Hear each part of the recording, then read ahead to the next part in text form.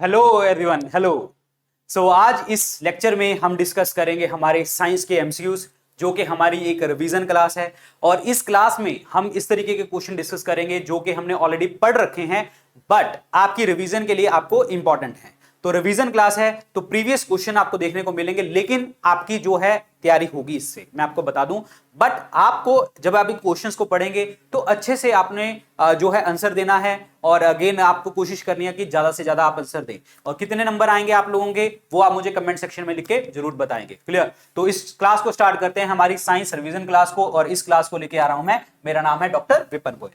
बढ़ते हैं आगे। आगे बढ़ने से पहले आपको मैं बता दूं, अगर आप लोग जो हैं गवर्नमेंट एग्जाम की तैयारी कर रहे हैं तो जनरल स्टडीज, जनरल अवेयरनेस का पार्ट बहुत ज्यादा इंपॉर्टेंट रोल प्ले करता है।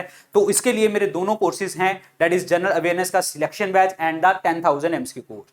जनरल अवेयरनेस सिलेक्शन बैच जो है हमारा एक थ्योरी बैच है और ये लाइव बैच है। इसमें हमारी लाइव क्लासेस होती हैं, रोज शाम को 7 बजे क्लासेस होती हैं। और इसमें हम polity, history, geography, chapter wise जितने भी टॉपिक्स आते हैं, chapter wise, topic wise detail discussion करेंगे लाइव, जिसमें आप मुझसे क्वेश्चन भी पूछ सकते हैं लाइव, मतलब वर्बली भी पूछ सकते हैं इसमें क्वेश्चन। तो आप इस कोर्स को आप देख सकते हैं। और इस बैच की जो प्राइस है सिर्फ और सिर्फ 1500 रुपीज अभी करी हुई है, क्योंकि फ्लैश सेल चल रही है। और इसमें आप कोड लगाएंगे वीआईपी, तो आप वीआईपी कोड लगा के आप अपना कोर्स ये ले सकते हैं। लेकिन अगर आप लोग जो हैं जो एमसीक्यू ही पढ़ना चाहते हैं, सिर्फ एमसीक्यूज पढ़ना चाहते हैं, तो आप पेड कोर्स ले सकते हैं, मेरा 10,000 एमसीक्यू कोर्स। इसमें एमसीक्यू कोर्सेज, एमसीक्यू क्वेश्चन है यहाँ पे, जहां पे चैप्टर वाइज, टॉपिक वाइज पूरे डिटेल में डिस्कशन करके प्रॉपर क्वेश्चन दिए गए हैं। यहां पे आपको चैप्टर वाइज, टॉपिक वाइज के अलावा जितने भी इंडिया के प्रीवियस ईयर एग्जाम्स के क्वेश्चन हैं, वो सारे आपको यहां पे देखने को मिलेंगे। तो सारे क्वेश्चंस मैंने कहीं ना कहीं किसी ना किसी फोल्डर में यहां पे अपडेट्स किए हुए हैं, तो आपको बहुत मजा आएगा इस क्वेश्चंस को पढ़ के। क्लियर? तो इन कोर्सेज को आप कहां से ले सकते हैं? हमारी स्टडी आईक्यू ऐप और वेबसाइट के ऊपर। जैसे ही आप इस चीज को ओपन करते हैं, आपको स्क्रीन के ऊपर यहां पे नजर आता है होम पेज, यहां पे दिखेगा सर्च बार। सर्च बार में डाल देना 10,000। जैसे आपने 10,000 डाला तो आपको ये वाला कोर्स नजर आ जाएगा। और यहां पे आपको नजर डालेंगे, जैसे लाइव बर्ड डालेंगे तो आपको ऐसे कोर्स नजर आ जाएगा, GA live by doctor Vipin Goyal. तो दोनों में से कोई भी कोर्स परचेज कर सकते हैं। मैं तो कहूंगा आप लोगों के पास दोनों कोर्सेज होने चाहिए। The reason being, chapter wise एक डिस्कशन करके उसके बाद एमसीक्यू अटेम्प्ट करने का मजा ही कुछ और होता है। तो आप यहां से कोर्स दे सकते हैं। बाकी जो भी है वहां से अगर समझ ना आया तो यहां पे आपको बेस्ट सेलिंग कोर्स में जाना और व्यू ऑल करना, तो इसको क्लिक करना, तो दोनों कोर्सेज आपको नजर आ जाएंगे। तो जो भी आपको कोर्स अच्छा लगे परचेज कर सकते हैं। क्लियर? बाकी जो भी अपडेट्स वगैरह हैं वो आपको मिलेंगे कहां पे? हमारे टेलीग्राम चैनल के ऊपर। मेरे यहाँ 1,40,000 प्लस बच्चे जुड़े हुए हैं, तो आप भी आके जुड़ सकते हैं इस टेलीग्राम चैनल के ऊपर। सारे अपडेट्स वगैरह वहां पे होते हैं। फेसबुक के ऊपर आप फॉलो कर सकते हैं, इंस्टाग्राम के ऊपर आप फॉलो कर सकते हैं। कोई पेपर हो, डाउट्स हो, एग्जाम हो, यहाँ पे आप मुझे ईमेल कर सकते हैं इन ईमेल आईडी के ऊपर। क्लियर? तो स्टार्ट करते हैं हमारे साइंस के क्वेश्चंस। तो क्वेश्चन देखिए जी, क्या कहता है। कॉम्पैक्ट डिस्क जो सीडी होती है, उसमें आपको पता है स्पेक्ट्रम बनता है कलर का। जैसे आप ऐसे ऐसे टेढ़ी मेढ़ी करते हैं ना, तो उसमें कलर फॉर्मेशन होती है। तो उसका रीजन क्या है? इनमें से रिफ्रैक्शन होता है, रिफ्लेक्शन होता है, पोलराइजेशन होता है, डिफ्रैक्शन होता है। देखिए मैं सभी फिनोमिना के बारे में बताता हूं। रिफ्रैक्शन तो होता है जो अब आपकी लाइट जो होती है बेंड होती है, the bending of the light. Clear?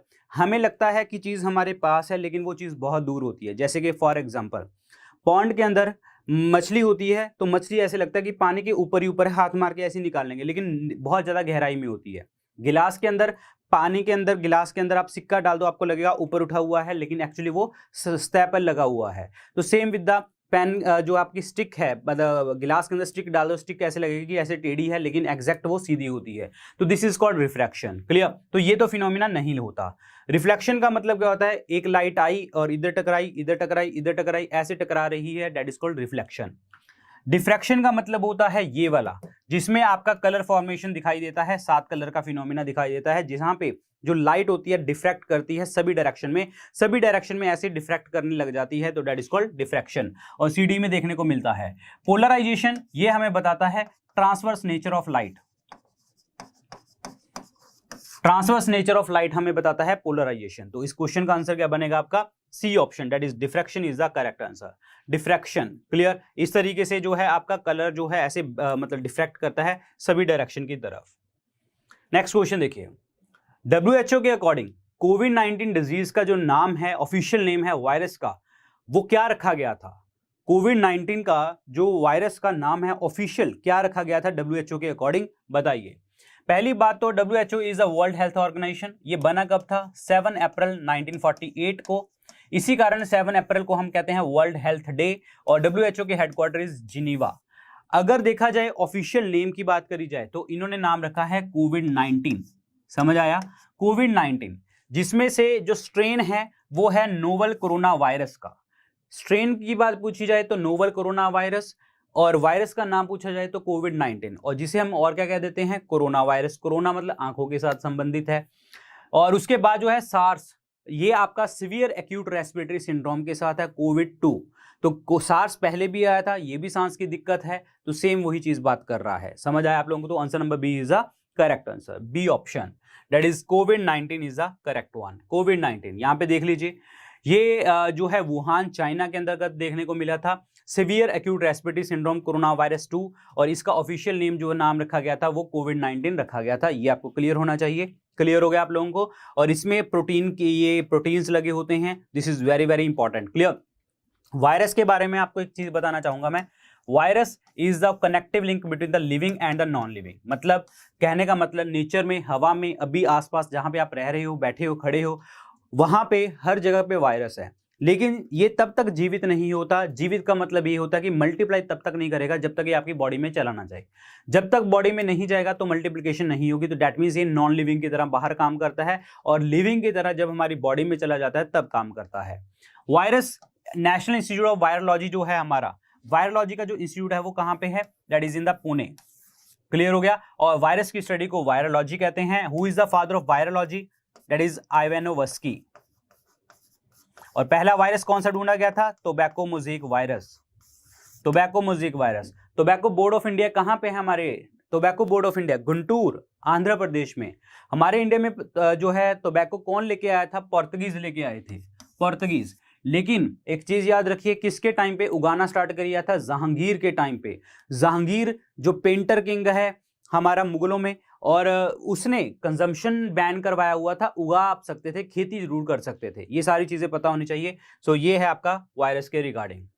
Next question देखिए, ये क्वेश्चन आपको पेपर में देखने को मिल जाते हैं। The velocity ratio of the our and the minute hand of a clock is. देखिए जी, वेलोसिटी की रेशियो निकालनी है दोनों की, कि हाँ आर एंड और मिनट हैंड की क्या है। एक चीज बताइए, अब अगर हम बात करते हैं मिनट हैंड की, एक मिनट हैंड की बात करता हूं, एक घंटे में मिनट हैंड जो होती है, जो आपकी मिनट की सुई होती है, वो क्या करती है? पूरा चक्कर लगा लेती है। तो दैट मींस 360 डिग्री आपका चक्कर लगाती है। एक घंटे में जाने के 360 डिग्री लगाती है। इट मींस 60 मिनट में वो कितना लगा रही है? 360। और एक मिनट की बात करूं तो कितना डिग्री एंगल चेंज हो रहा है? 6 डिग्री। ये इतना समझ आया? कहने का मतलब एक मिनट में वो 6 डिग्री निकालती है, और 60 मिनट में 360 निकालती है। अगर मैं घंटे की बात करता हूं, ठीक है, एक घंटे की बात करूं तो पूरे आपको पता है क्लॉक में कितने होते हैं? 12 घंटे होते हैं। तो एक घंटे में कितना मूव करेगा? ऑब्वियसली बात है 30 डिग्री करेगा, 30 डिग्री एंगल मूव करेगा। दैट मीन्स 60 मिनट में 30 डिग्री, और एक मिनट में कितना मूव करेगा? That is 1/2। 1/2 डिग्री है आपका जो है मूव करेगा। क्लियर हो रहा है आपको यहाँ पे? हाँ। अब यहाँ पे जो वेलोसिटी रेशियो निकालनी है तो ये किसके बराबर होती है? v is equal to angular velocity into r. Clear हो गया?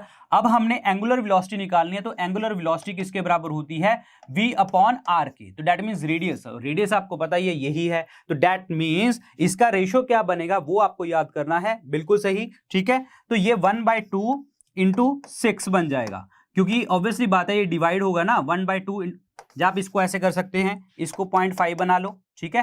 So it means 0.5 divided by 6, ये नीचे आ जाएगा, 10 बन जाएगा, ये बनेगा 1 2, दैट इज 1/12। 1/12 आपकी रेशियो बन जाएगी। तो यहाँ पे ऑप्शन क्या है 1/12 का? Yes, answer number Y is a correct answer. 1/12, बिल्कुल सही। 1/12 is the correct answer. Answer number 1 is the right one.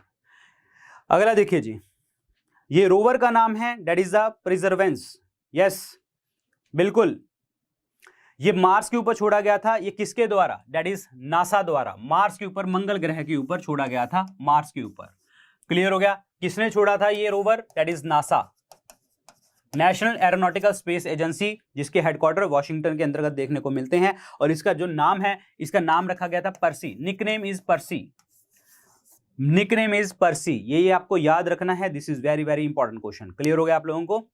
जी जी जी जी बिल्कुल। हेलीकॉप्टर का नाम भी पूछा जा सकता है जो इनके साथ था, रोवर के साथ था, that is Ingenuity. Ingenuity, this is the helicopter's name. Ingenuity is a helicopter's name. Clear हो गया आप लोगों को? इसका भी निकनेम है, इसका निकनेम है जिनी और गिनी, इट्स गिनी एक्चुअली। क्लियर हो गया? सो this is very very important. Answer नंबर क्या बनेगा आपका?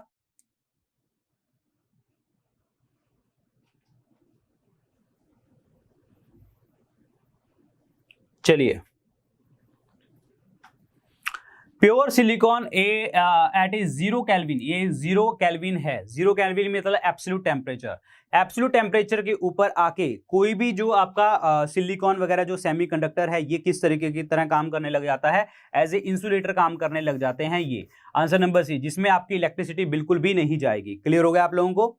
यस, बिल्कुल, ये इंसुलेटर की तरह काम करता है। Answer number B, C is the correct answer. और सिलिकॉन की बात करता हूं, silicon is SI, is semiconductor की तरह काम करते हैं। सोलर पैनल, सोलर कुकर वगैरह में भी ये लगाए जाते हैं। समझ आया आप लोगों को? और सुपर कंडक्टर, जिसमें आपकी कंडक्टिविटी बहुत ज्यादा जाती है। Metals are the good conductor. Semiconductor half conductor की तरह काम करता है, हाफ इंसुलेटर की तरह काम करता है। तो answer number C is the correct answer. Insulator is the correct one. अब ये इंसुलेटर्स क्या होते हैं? जहां पे इलेक्ट्रिसिटी ट्रांसफर नहीं होती, जैसे कि cotton, paper, plastic, glass, rubber, air. So these are the insulators example. ये पता होनी चाहिए, ये एग्जाम में पेपर में पूछी जाती हैं एग्जांपल्स, जहां से आपका इलेक्ट्रिसिटी फ्लो नहीं करेगा। चलिए अगला आंसर बताइए। Hydraulic press is based on, ये कौन सा आपका जो है फॉर्मूला होता है? यस बताइए।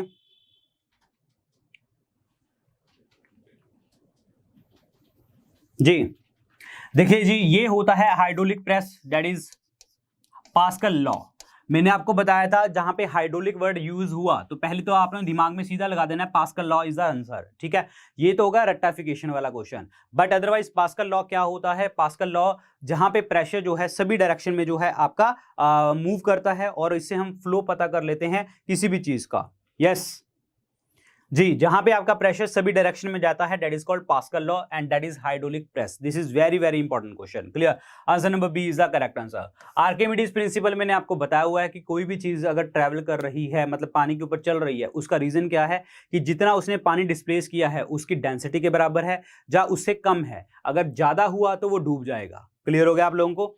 रेनॉल्ड्स लॉ, ये आपको याद करने की जरूरत नहीं है, बट इसका एक फॉर्मूला याद कर लीजिए। Inertial force divided by viscous force. Inertial force divided by viscous force, ये आपको याद करना है। बर्नौलीज लॉ, बर्नौलीज लॉ का मतलब क्या होता है? जब हम एक फ्लूइड की जो स्पीड है वो बढ़ाते हैं, लिक्विड की स्पीड अगर हम बढ़ाते हैं, क्लियर, साइमल्टेनियसली, वो कैसे बढ़ेगी? अगर प्रेशर जो है कम होगा। ये आपका बर्नौलीज थ्योरम बताता है। यानी कि प्रेशर जब इंक्रीज होगा, दैट मींस प्रेशर जब कम होगा, सॉरी, प्रेशर अगर कम होगा तो ऑब्वियसली बात है फ्लूइड की जो स्पीड है वो बढ़ जाएगी ऑटोमेटिकली। तो answer number B is the correct answer. Pascal law is the right one. Pascal law.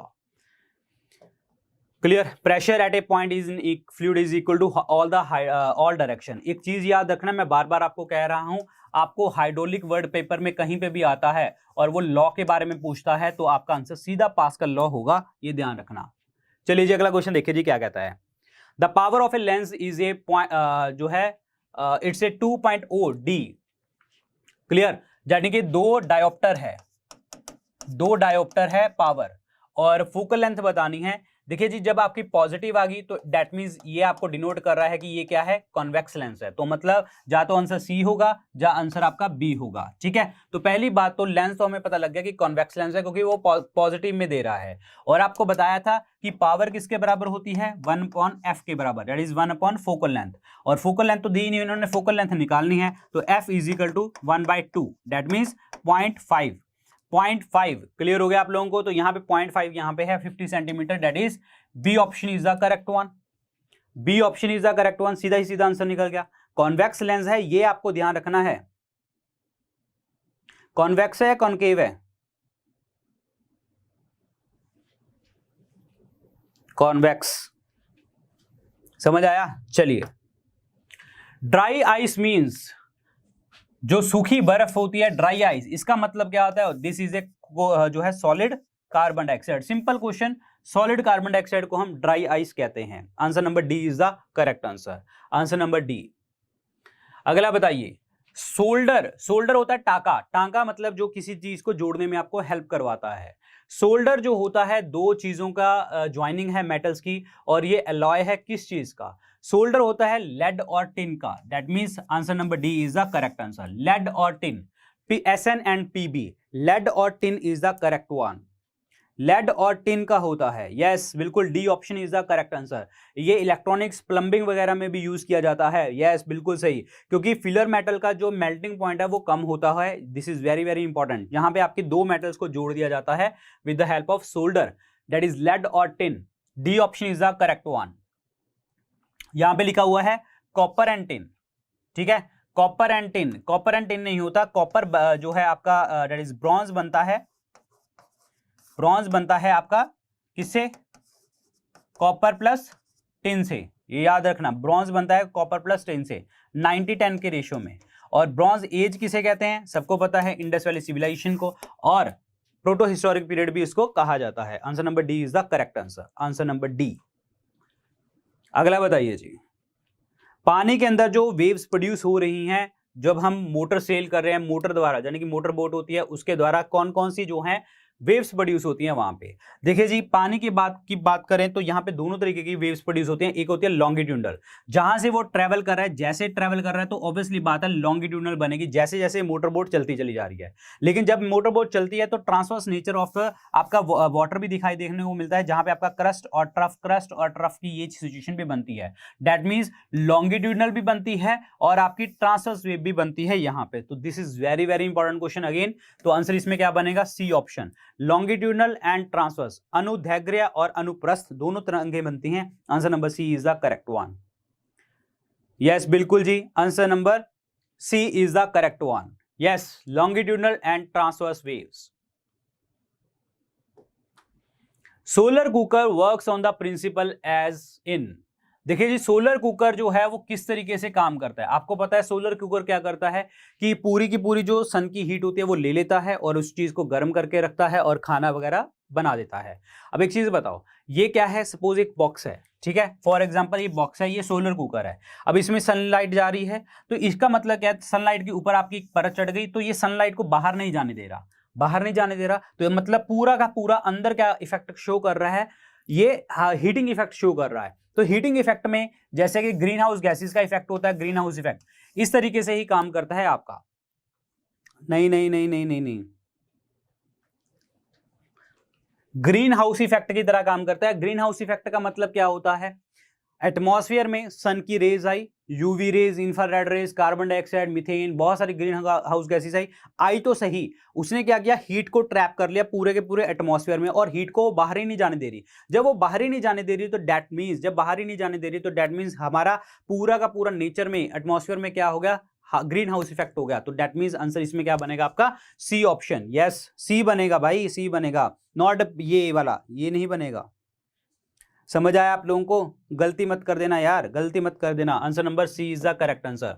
Clear हो गया? बोलोमीटर क्या होता है? बोलोमीटर ये इलेक्ट्रोमैग्नेटिक रेडिएशंस होती है ना, इलेक्ट्रोमैग्नेटिक रेडिएशंस, इलेक्ट्रोमैग्नेटिक रेडिएशंस की पावर को मेजर करने के लिए हमें इस्तेमाल करते हैं हम बोलोमीटर। पायरोमीटर हम इस्तेमाल करते हैं टेम्परेचर को, हाई टेम्परेचर को मेजर करने के लिए।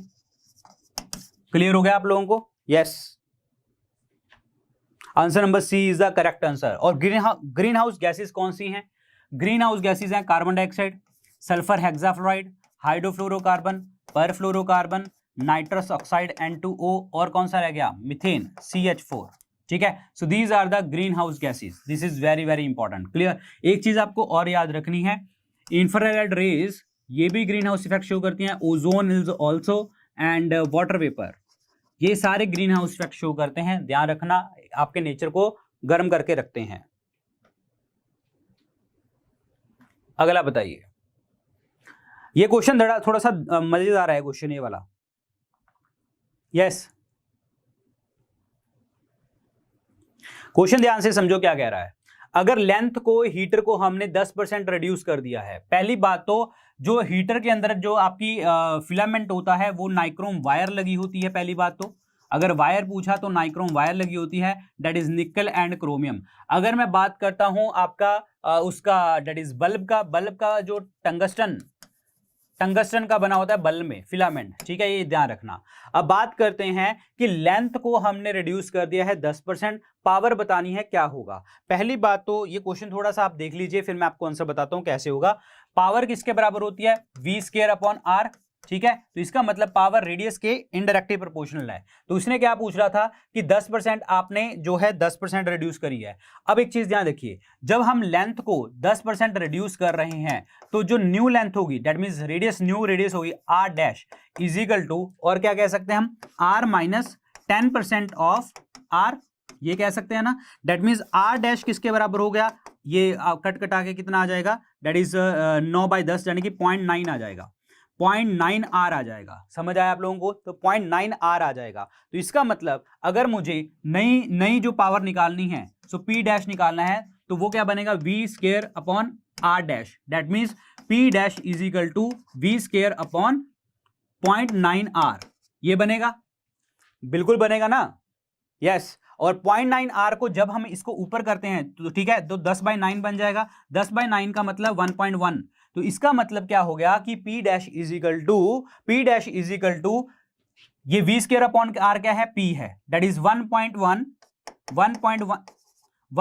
P मैं यहां पे लिख सकता हूं, P dash is equal to 1.1 P, ठीक है। तो ये चीज ध्यान रखनी है। तो इसका मतलब इंक्रीज कितना हुआ, परसेंटेज में इंक्रीज कितना हुआ, आपका 11% इंक्रीज हुआ, ठीक है, ये आपको ध्यान रखना है। So this is very important question. तो आंसर इसमें क्या बनेगा, increase by about 11%। Answer number B is the correct answer, yes, B option.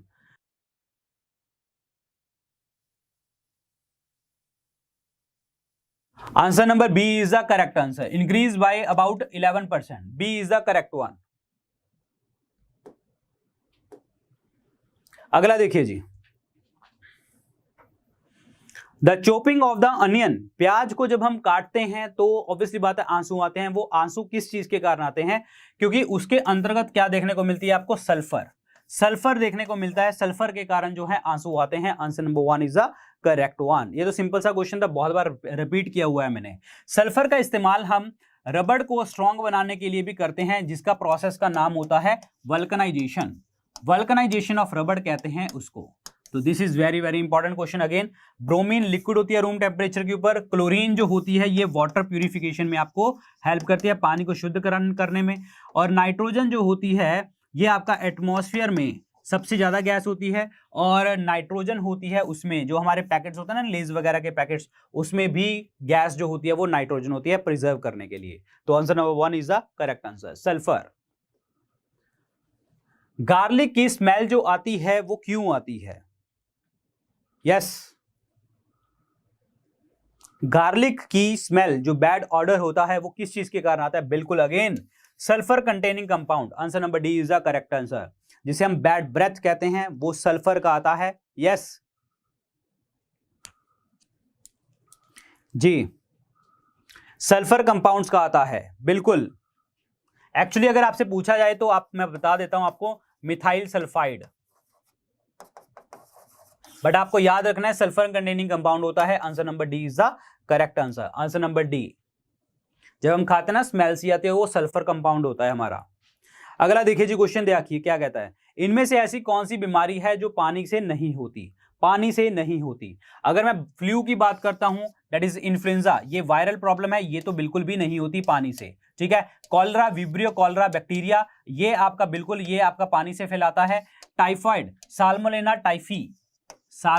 Typhi, ये बैक्टीरिया अगेन ये आपकी प्रॉब्लम वाटर के साथ जुड़ती है। टाइफाइड के लिए टेस्ट होता है विडाल टेस्ट, ये भी आपको याद रखना है। अमीबियोसिस, ये आपका ट्रॉपिकल एरियाज में जहां पे बारिश वगैरह बहुत ज्यादा होती है, ट्रॉपिकल एरियाज, तो वहां पे जो है ये आपका देखने को मिलता है। अमीबियोसिस, बैक्टीरियल ग्रोथ वहां पे देखने को आपको मिलती है। अनकुक्ड फूड वगैरह, अगर आप अनकुक्ड फूड खा रहे हैं, रॉ फूड खा रहे हैं ज्यादा, खाना मतलब सब्जियां वगैरह धो के नहीं खा रहे तो अमीबियासिस की प्रॉब्लम देखने को मिल जाती है। तो वायरल प्रॉब्लम जो है flu that is not caused by the water. Answer number A is the correct answer. Answer number 1।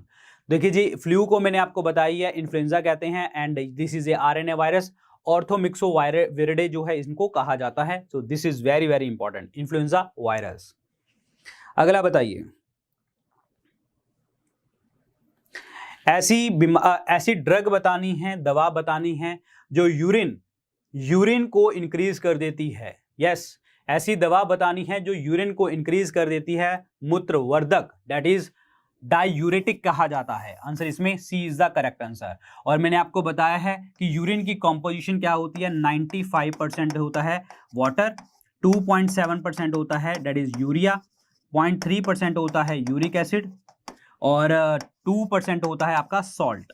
ठीक है, और जो 2.7% यूरिया है वो उसका फॉर्मूला याद कर लीजिए, NH2CONH2, जिसमें आपका 46% जो होती है नाइट्रोजन देखने को मिलती है। यूरिया हमारे बॉडी में बनता कहां पे है, लीवर में, and the process is called ornithine cycle.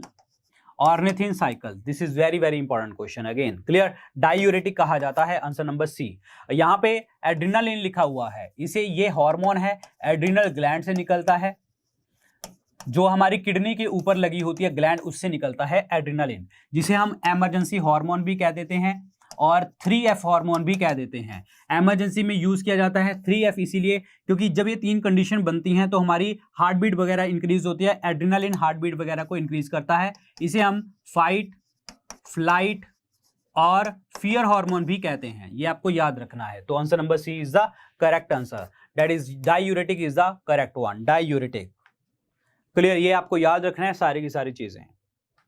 चलिए जी, अगला क्वेश्चन देखिए।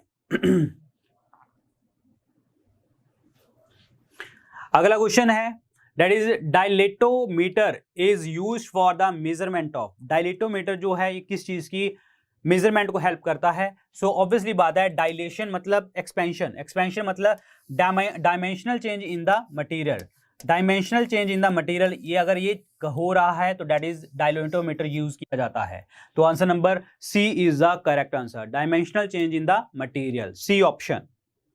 सीधा सा क्वेश्चन है ये तो कुछ भी पढ़ने की जरूरत ही नहीं है आपको, ठीक है।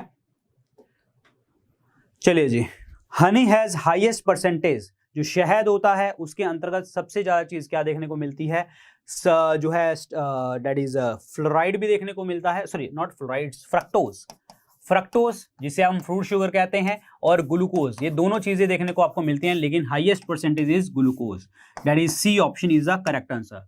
Glucose is C6H12O6 and glucose is the instant source of energy, तुरंत एनर्जी का स्रोत है ग्लूकोज। रिजर्व एनर्जी कहां पे होती है, that is reserve energy is glycogen, जो लीवर और मसल्स में स्टोर होती है हमारे, दैट इज रिजर्व एनर्जी। अगर आपसे पूछा जाए एटीपी, एडिनोसिन ट्राइफॉस्फेट, इसे हम क्या कहते हैं, energy currency of the cell, जो हमारे माइटोकॉन्ड्रिया बनाते हैं, माइटोकॉन्ड्रिया, ठीक है। स्टार्च की बात करता हूं, स्टार्च आपका प्लांट फूड है आपका, ठीक है, ये भी शुगर होती है। सुक्रोज की बात करता हूं तो ये ग्लूकोज प्लस फ्रक्टोज से मिलकर बना होता है, बहुत मीठा होता है, ठीक है। और सुक्रोज की बात करें, इसको और क्या कहते हैं हम, केन शुगर, जो घरों में चीनी यूज करते हैं हम, दैट इज सुक्रोज। ग्लूकोज और फ्रक्टोज की मिलकर बनी होती है and fructose is a fruit sugar, fructose is a fruit sugar. Answer number C is the correct answer, yes, answer number C, clear हो गया। चलिए जी, यहां पे देखिए जी, सबसे ज्यादा कंटेंट आपको फ्रक्टोज का देखने को मिलता है और दूसरे नंबर पे ग्लूकोज का कंटेंट देखने को मिलता है, ये याद कर लेना, इंपॉर्टेंट क्वेश्चन है ये। उसके बाद वाटर का,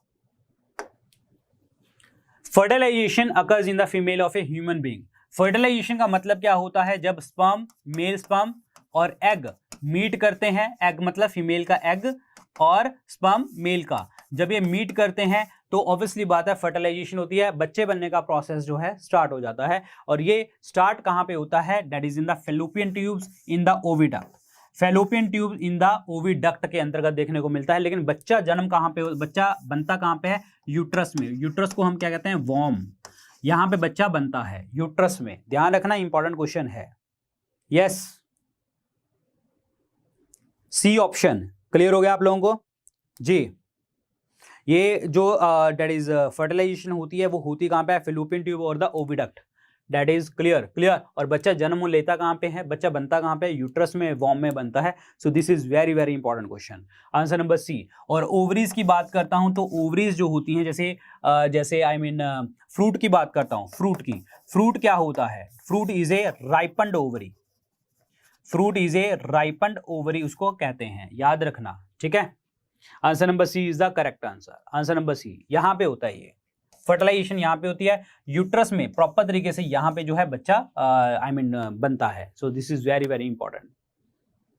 the digestive sac of a cell is, digestive sac of a cell, cell को पाचन थैली जो है इनमें से कौन सी है।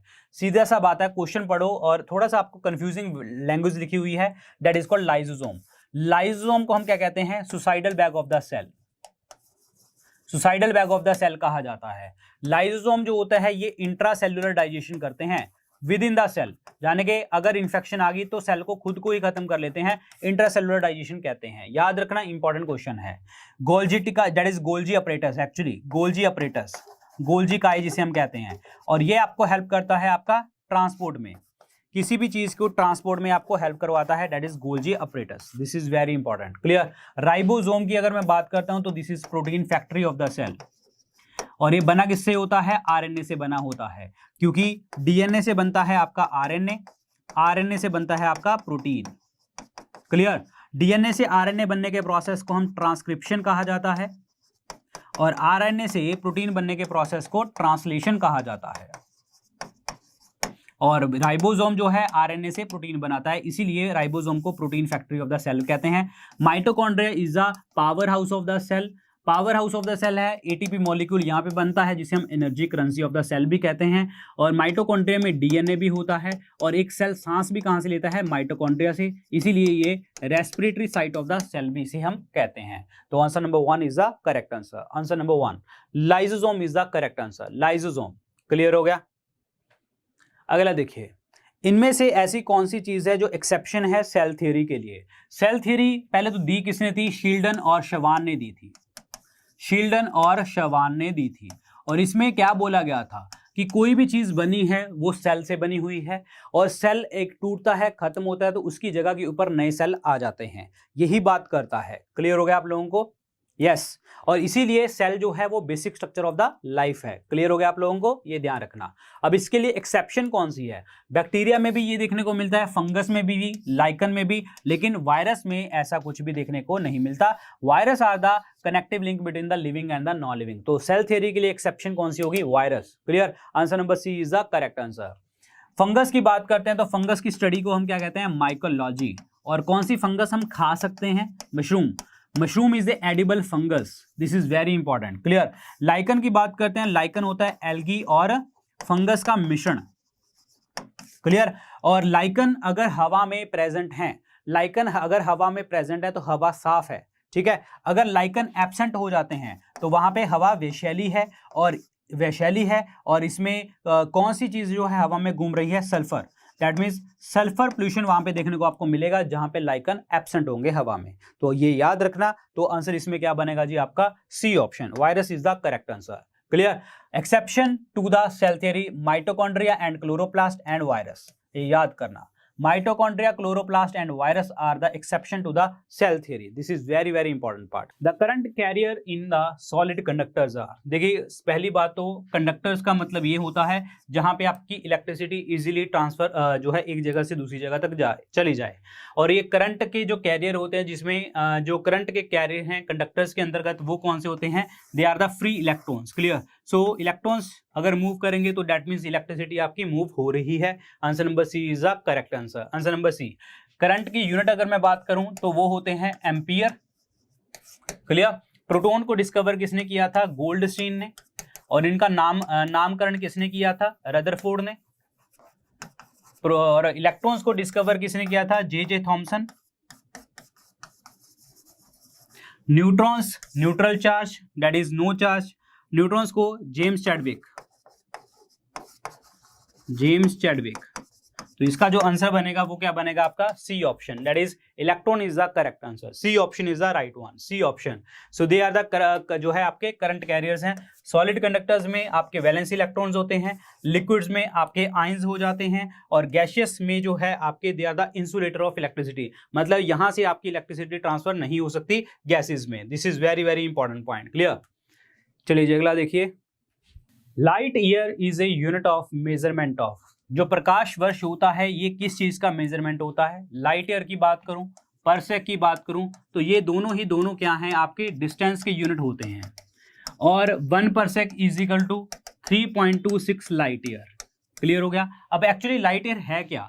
सो ये डिस्टेंस होता है जो लाइट ट्रेवल करती है एक साल में। 1 ईयर के अंतर्गत जो लाइट डिस्टेंस ट्रेवल करती है वो उसे हम लाइट ईयर कहते हैं। और लाइट ईयर की जो स्पीड होती है, लाइट की स्पीड होती है 3 × 10⁸ मीटर पर सेकेंड, या फिर 3 × 10⁵ किलोमीटर पर सेकेंड। क्लियर, ये आपकी स्पीड होती है। और डिस्टेंस बोला है मैंने, तो 1 light year is equal to, एक प्रकाश वर्ष किसके बराबर होता है, 9.46 × 10⁻15 मीटर, या फिर आपका 9.46 × 10⁻12 किलोमीटर। क्लियर, ये आपको ध्यान रखना है। So these are the unit. Clear, तो अब यहाँ पे देखिए जी आंसर क्या बनेगा, that is distance travelled by light in a vacuum during 1 year. Vacuum के अंतर्गत जो है अगर लाइट ट्रेवल कर रही है एक साल में, तो उसे हम क्या कहते हैं, लाइट ईयर कहते हैं। तो answer number C is the correct answer, answer number C. Light year, parsec, ये दोनों मैंने आपको बता दिए। एक होता है astronomical unit. What is the meaning of astronomical unit, ये होता है सन और अर्थ के बीच में डिस्टेंस, सन और अर्थ के बीच में डिस्टेंस, और वो मीन डिस्टेंस कितना होता है, 149.5 million kilometre. So this is a 1 astronomical unit, ये आपको याद रखना है, 149.5 मिलियन किलोमीटर। चलिए जी अगला आंसर बताइए। ब्लीचिंग पाउडर जो है आपका वो किस चीज में यूज करते हैं, ब्लीचिंग पाउडर। यस, इनको ड्रिंकिंग वाटर को डिसइंफेक्ट करने के लिए, क्लोरोफॉर्म वगैरह डिसइंफेक्शन के लिए यूज किया जाता है, वाटर को मतलब क्लीन करने के लिए, क्लोरोफॉर्म बनाने के लिए, CHCl3 क्लोरोफॉर्म वगैरह बनाने के लिए यूज किया जाता है। और जो कपड़े होते हैं अनश्रिंकेबल, मतलब श्रिंक ना करें, उस चीज के लिए आपका ब्लीचिंग पाउडर यूज करते हैं। And this is also called the calcium hypochlorite, calcium hypochlorite. Clear, ये होता क्या है, so this is the CaOCl2। Clear, और आप इसको और भी कह सकते हो कैल्शियम ऑक्सीक्लोराइड। आंसर इसमें क्या बनेगा, बी ऑप्शन बनेगा correct answer. Yes, B option is the correct one. Clear हो गया आप लोगों को। Calcium sulphate is the CaSO4, calcium sulphate is CaSO4। Clear हो गया आप लोगों को। प्लास्टर ऑफ पेरिस भी जिसे हम कहते हैं CaSO4.12H2O, half H2O, this is called POP। और जिप्सम इसका उल्टा होता है, that is 2CaSO4.H2O, this is gypsum. Clear, याद रखें। सोडियम बाइकार्बोनेट जिसे हम बेकिंग सोडा कहते हैं, NaHCO3, ये फायर एक्सटिंग्विशर में भी यूज किया जाता है, क्या है, सोडियम बाइकार्बोनेट। और बेकिंग पाउडर, बेकिंग सोडा भी इसको हम कहते हैं। और उसके बाद है सोडियम क्लोराइड NaCl, ये नॉर्मल है नमक जिसे हम कहते हैं NaCl। तो आंसर इसमें क्या बनेगा, बी ऑप्शन बनेगा correct answer. Bleaching powder is calcium oxychloride, B option is the correct one. So यहाँ पे देखिए जी, calcium oxychloride, this is CaOCl2। अब ये होता क्या है, ये कैल्शियम हाइड्रोक्साइड जो है क्लोरीन के साथ मिलता है और ब्लीचिंग पाउडर बनता है, और प्लस वाटर मॉलिक्यूल निकल आते हैं। So this is very important. अब ये CaOH2 है क्या, this is called slaked lime, इसे हम और क्या कहते हैं, स्लेक्ड लाइम। आपसे पेपर में पूछा भी जाता है कि ब्लीचिंग पाउडर जो है बनता कैसे है, तो आप कहेंगे जो स्लेक्ड लाइम है उसमें अगर हम क्लोरीन डाल दें तो आपका क्या बन जाएगा, calcium oxychloride, that means bleaching powder बन जाएगा। This is very important part. अगला बताइए, ये तो सबको पता होगा। Yes, orange contain abundance of, जो ऑरेंज होते हैं सिट्रिक एसिड हो गया इसमें, दैट इज सिट्रस फ्रूट, और खट्टे हैं, तो ऑब्वियसली बात है इसके अंदर कौन सा विटामिन होगा, vitamin C. Answer number C is the correct answer. Vitamin C की अगर मैं बात करता हूं तो इसको हम और क्या कहते हैं, एस्कॉर्बिक एसिड भी कहा जाता है, ascorbic acid. Clear, vitamin C की कमी से क्या हो जाता है, स्कर्वी रोग हो जाता है। ये भी आपको याद रखना है। एक अगर आप बात करें जाए ऐसा कौन सा विटामिन होता है अगर हम खाना खाएं तो लॉस होगा, सबसे ज़्यादा विटामिन का लॉस होता है, पहली बात तो ये समझ लेना है। दूसरा सबसे ज़्यादा विटामिन सी का, क्योंकि विटामिन सी वाटर सॉल्युबल है और विटामिन सी के बाद विटामिन बी का भी लॉस होता है, सबसे ज़्यादा विटामिन सी का लॉस होता है, याद रखना। और विटामिन सी एक ऐसा विटामिन है जो सिर्फ और सिर्फ हमें प्लांट फूड से मिलता है, नो एनिमल फूड, मतलब कोई भी एनिमल फूड से हमें नहीं मिलता, ये ध्यान रखना, क्लियर, नो एनिमल फूड। इसीलिए हम कह देते हैं कि जो मिल्क होता है, दूध, दूध के अंदर कौन सा विटामिन नहीं है, तो विटामिन सी नहीं होता उसके अंतर्गत, क्लियर, विटामिन सी नहीं होता, विटामिन सी भी नहीं होता और आपका आयरन भी नहीं होता, क्लियर, लोहा भी नहीं होता, ये भी आपको क्लियर होना चाहिए दिमाग में। यस, आंसर नंबर ए।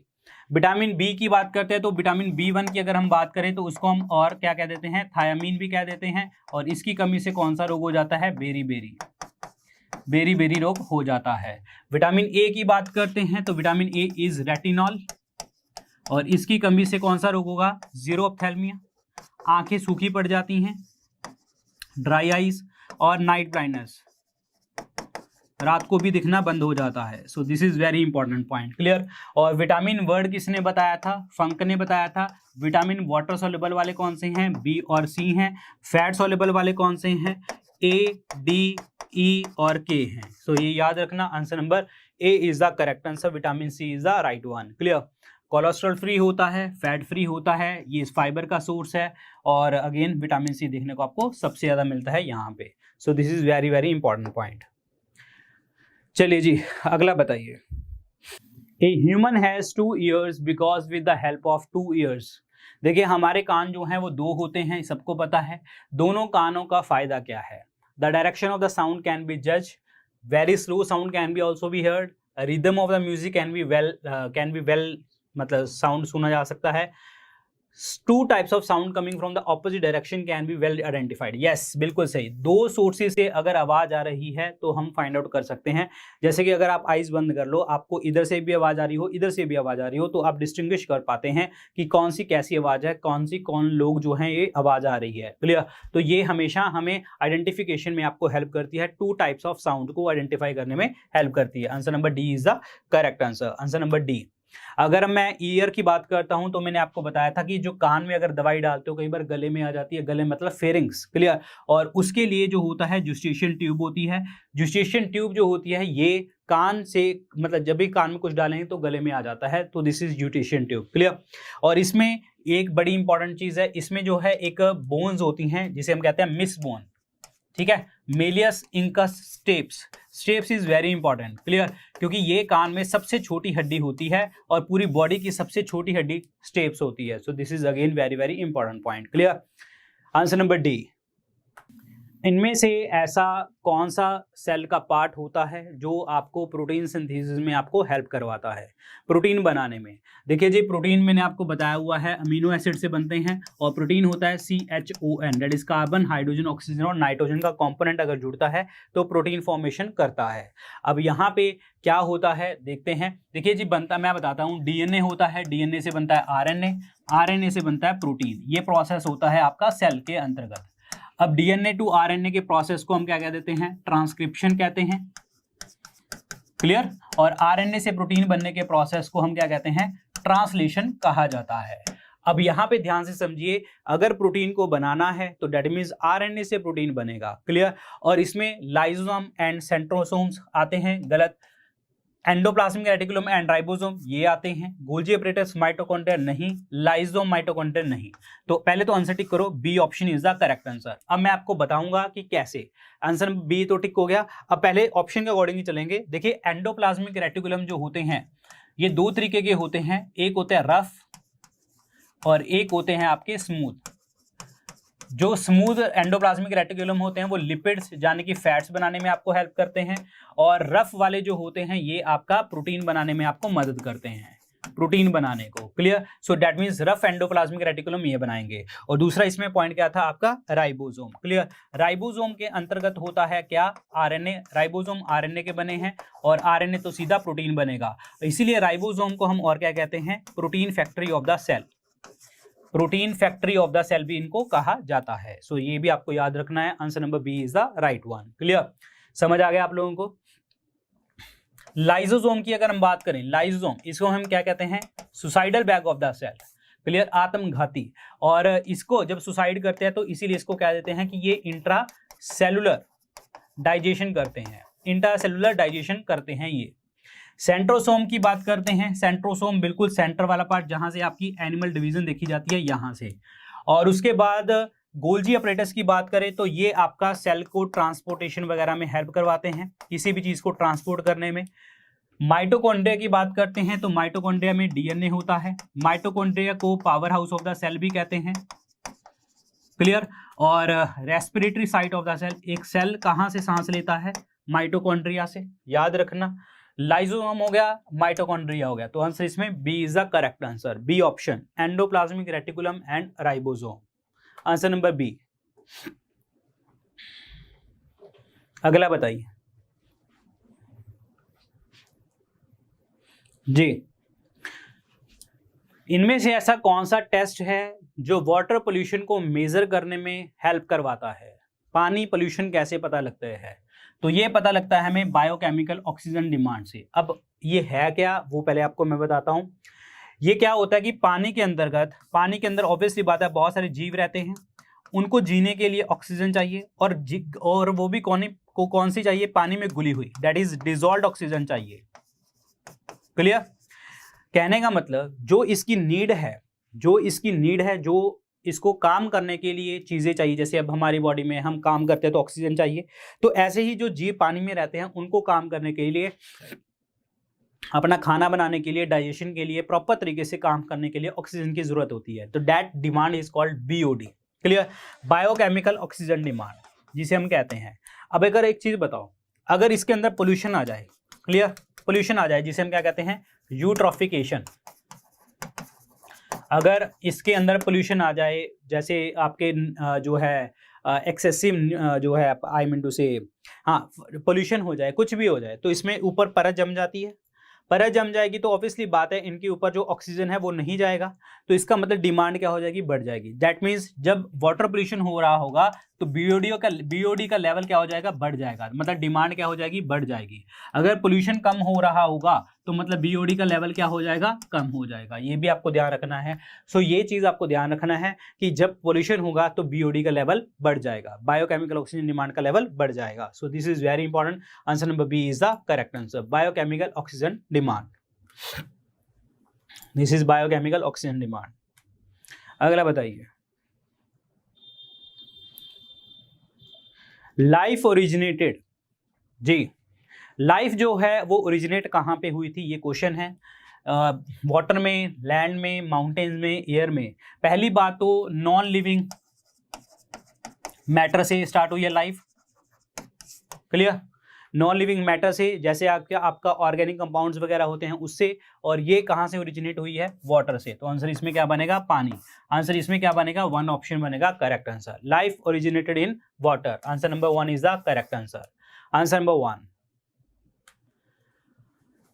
अगला बताइए,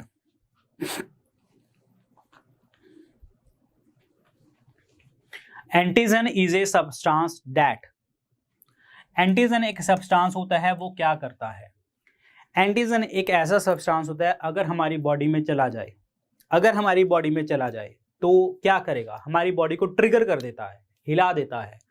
जब हमारी बॉडी हिल जाएगी अंदर से तो ऑब्वियसली बात है हमारी बॉडी में उसके अगेंस्ट, उस एंटीजन के अगेंस्ट एंटीबॉडीज बनती है, यानी कि उस एंटीजन को खत्म करने के लिए, क्लियर।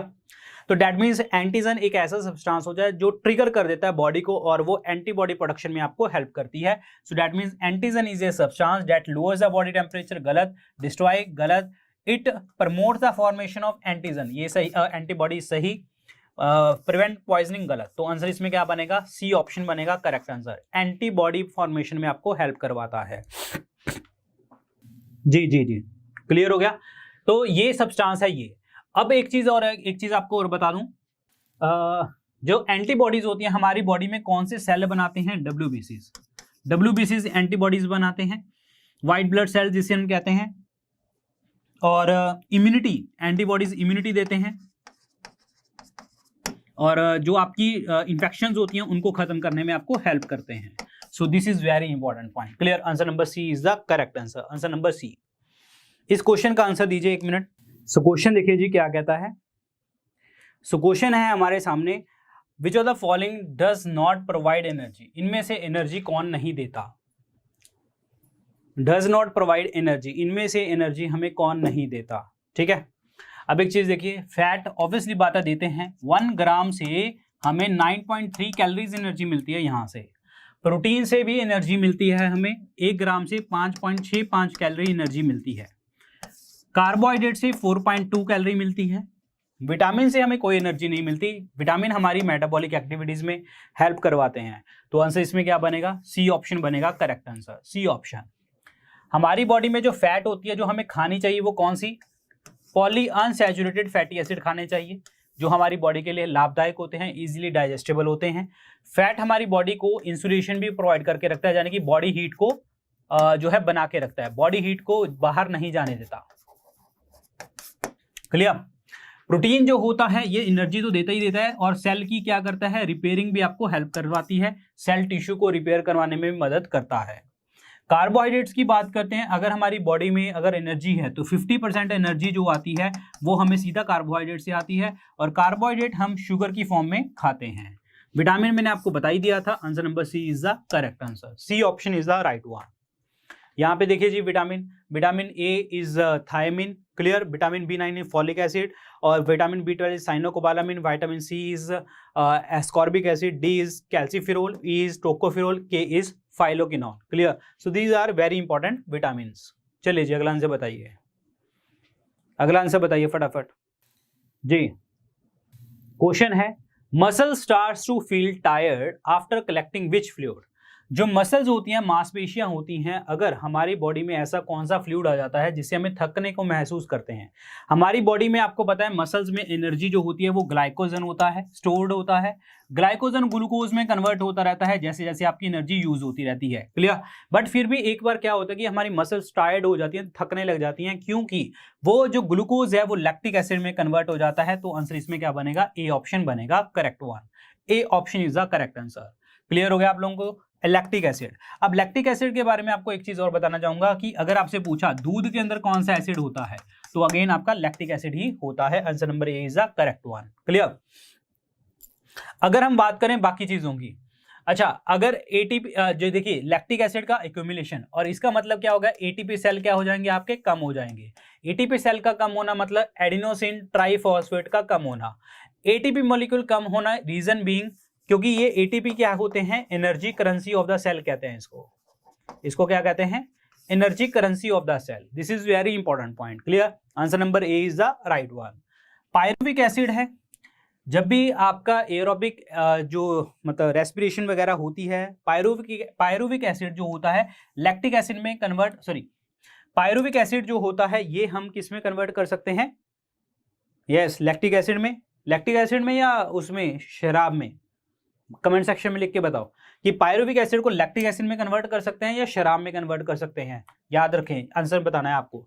बेंजोइक एसिड की अगर हम बात करते हैं तो ये आपका फूड ग्रेन्स को स्टोर करने में हेल्प करता है। यूरिक एसिड हमारी यूरिन में भी निकलता है। यूरिन की अगर कंपोजिशन की बात करें 95% तो आपका वाटर होता है, 2.7% आपका यूरिया होता है, 0.3% आपका यूरिक एसिड होता है, और 2% क्या होते हैं, सॉल्ट होते हैं।